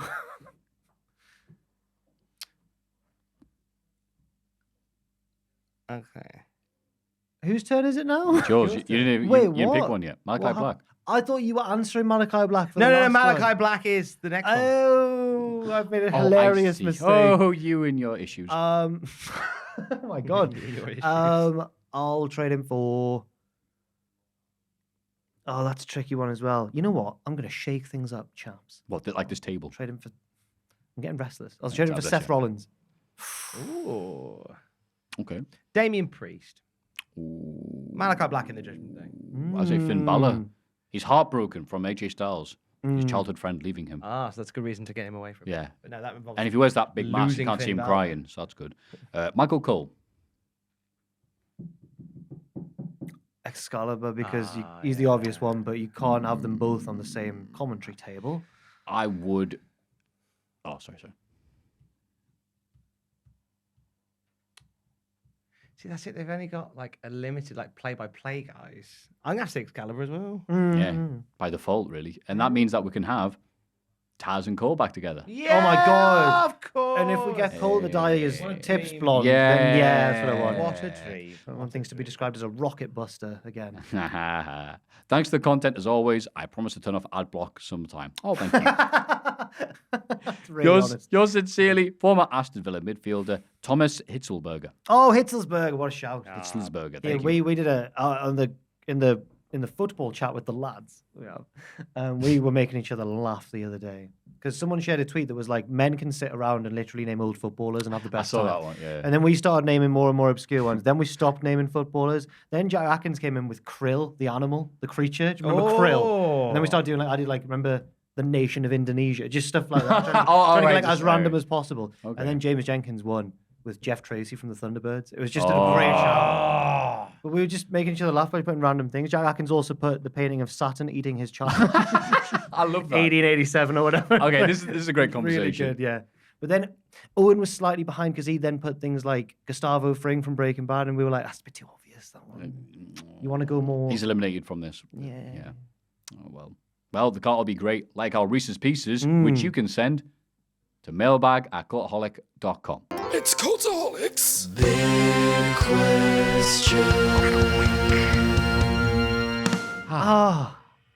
What a lovely podcast. And it's just time for a little bit more. But first of all, thank you very much to our sexy producers, Chris Ruth, Buddy, Reno 2200, 200. and Noah Anderson.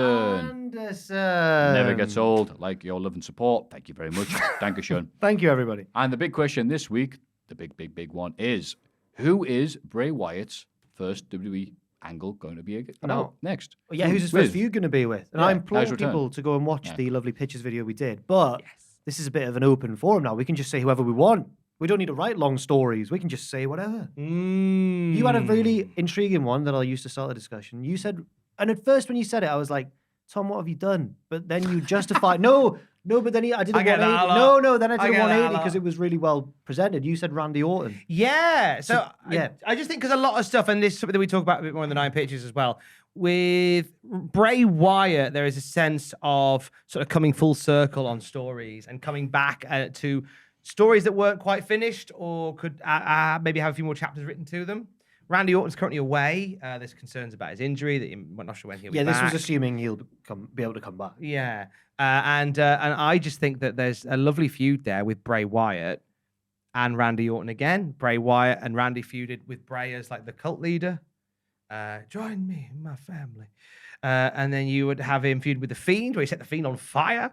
So there's plenty. I think there's plenty of room for like one final chapter, one that could even see Randy Orton gone from the company altogether. Oh, But I'll leave you to watch 9 Pitches to find out more about that. So I think Randy Orton, potentially. I'd like to also throw in one from Andrew, Drew McIntyre. I think Drew's coming up the end of this feud with Karrion Kross soon. And there is a potential to have some fun matches with those two and enjoy some of the spooky nonsense that comes from that. And I think that they work well together as a pair in matches. fair enough. What about the rest of you crazy guys? One I've just thought of there that I didn't include in my pictures, but I'd be maybe interested to see how it would go, is Johnny Gargano. Because at the minute, when we talked about Raw, Gargano just beat Theory this week, and that was kind of it. And at the minute, he's just wholesome man who's come back and is still good at the wrestling. I'd like to see him do something a little bit more different, maybe. I really liked him as a heel when he was like a funny heel, but this would be a different sort of heel, wouldn't it? If he was like, he wouldn't even get booed if he was Bray's opponent, I suppose. No, he would. They'd cheer Bray. Yeah, they cheer Bray over Johnny, I think. But the ultimate goal of this, I guess, would be for Gargano to be taken in by Bray and become like his agent of evil. Maybe have Ciampa try and woo And that's him what I out. was thinking. I was going to do. Well, Really good. The weird thing of this is, he is technically a bad guy, heel, whatever you want to call it, but man, the crowd loves him. Oh, yeah. So it's like, oh, okay. So I was going to say, like, Gable and Otis, because if you need to get someone over, then you go to them. However, they have put over literally everybody in the last few months. So it's like, okay, it's not much drama there, really, is there? So I would say, because of how good he was able to put over that one rubbish Elias, that big Ezekiel character, Kevin Owens. Oh, big Kev. Just the face expressions and promos alone. You know, Kevin Owens would be able to put over like, oh yeah, you and your pig can get out of here or whatever. Just everything like that. It's like he'd be able to do that in an entertaining way. That's what they're wanting. But I'd be and worried but they that- wouldn't be too upset if Kevin got beat up. I was just about to say, that would make me sad if Kev lost. You think? But you've got to have him lose. This is it, and Seth Rollins brought this up in an interview where he said the issue with the Bray Wyatt character is it's very difficult for anyone to come out looking good at the end of it because like you can't really pin the Fiend, you can't pin Bray Wyatt. No, he hit him with a big hammer. Yeah. And everyone hated it. So that's the kind of bit of it, the issue they've got to get around with this very spooky character is they're not going to want him to lose that often. So when he does lose, it means something, but it means you've kind of got to. There's going to be a lot of collateral damage along the But way. at the if same, you're not while careful. you're considering that, you've also got this whole like wins and losses shouldn't matter to this character or titles because he's a mystical figure. So it's like, what do you? Yeah, he's a tricky one to book. Yeah, really, and best of luck to Rob Fee and the gang for putting that bad boy together. But I think Kevin Owens is a good shout. Yeah, It's a good story that And could be told. Bray- Stories that could be told. Bray's an underrated guy in the ring because you focus so much on his character and his like, ooh. But I think him and Kev would have a really good match as well. They have a really good hardcore match or whatever. Yeah, They could have some fun with that. There's a bunch of names there. There you go. we've done a bunch of names. Let's do a quick fire one at the end. Let's all think of someone in our brains now. Come on, guys. Well, it's not a first feud, but Cody Rhodes. It's not the first. That's down the line. That's down the Tom line. expanded on that in the pictures video, and it was Nine very good. bitches down there. I'll go for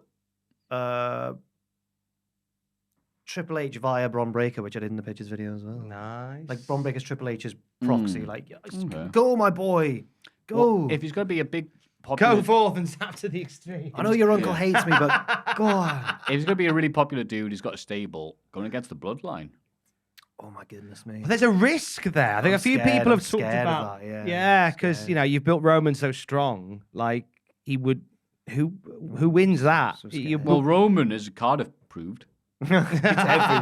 obvious. Yeah, fair enough.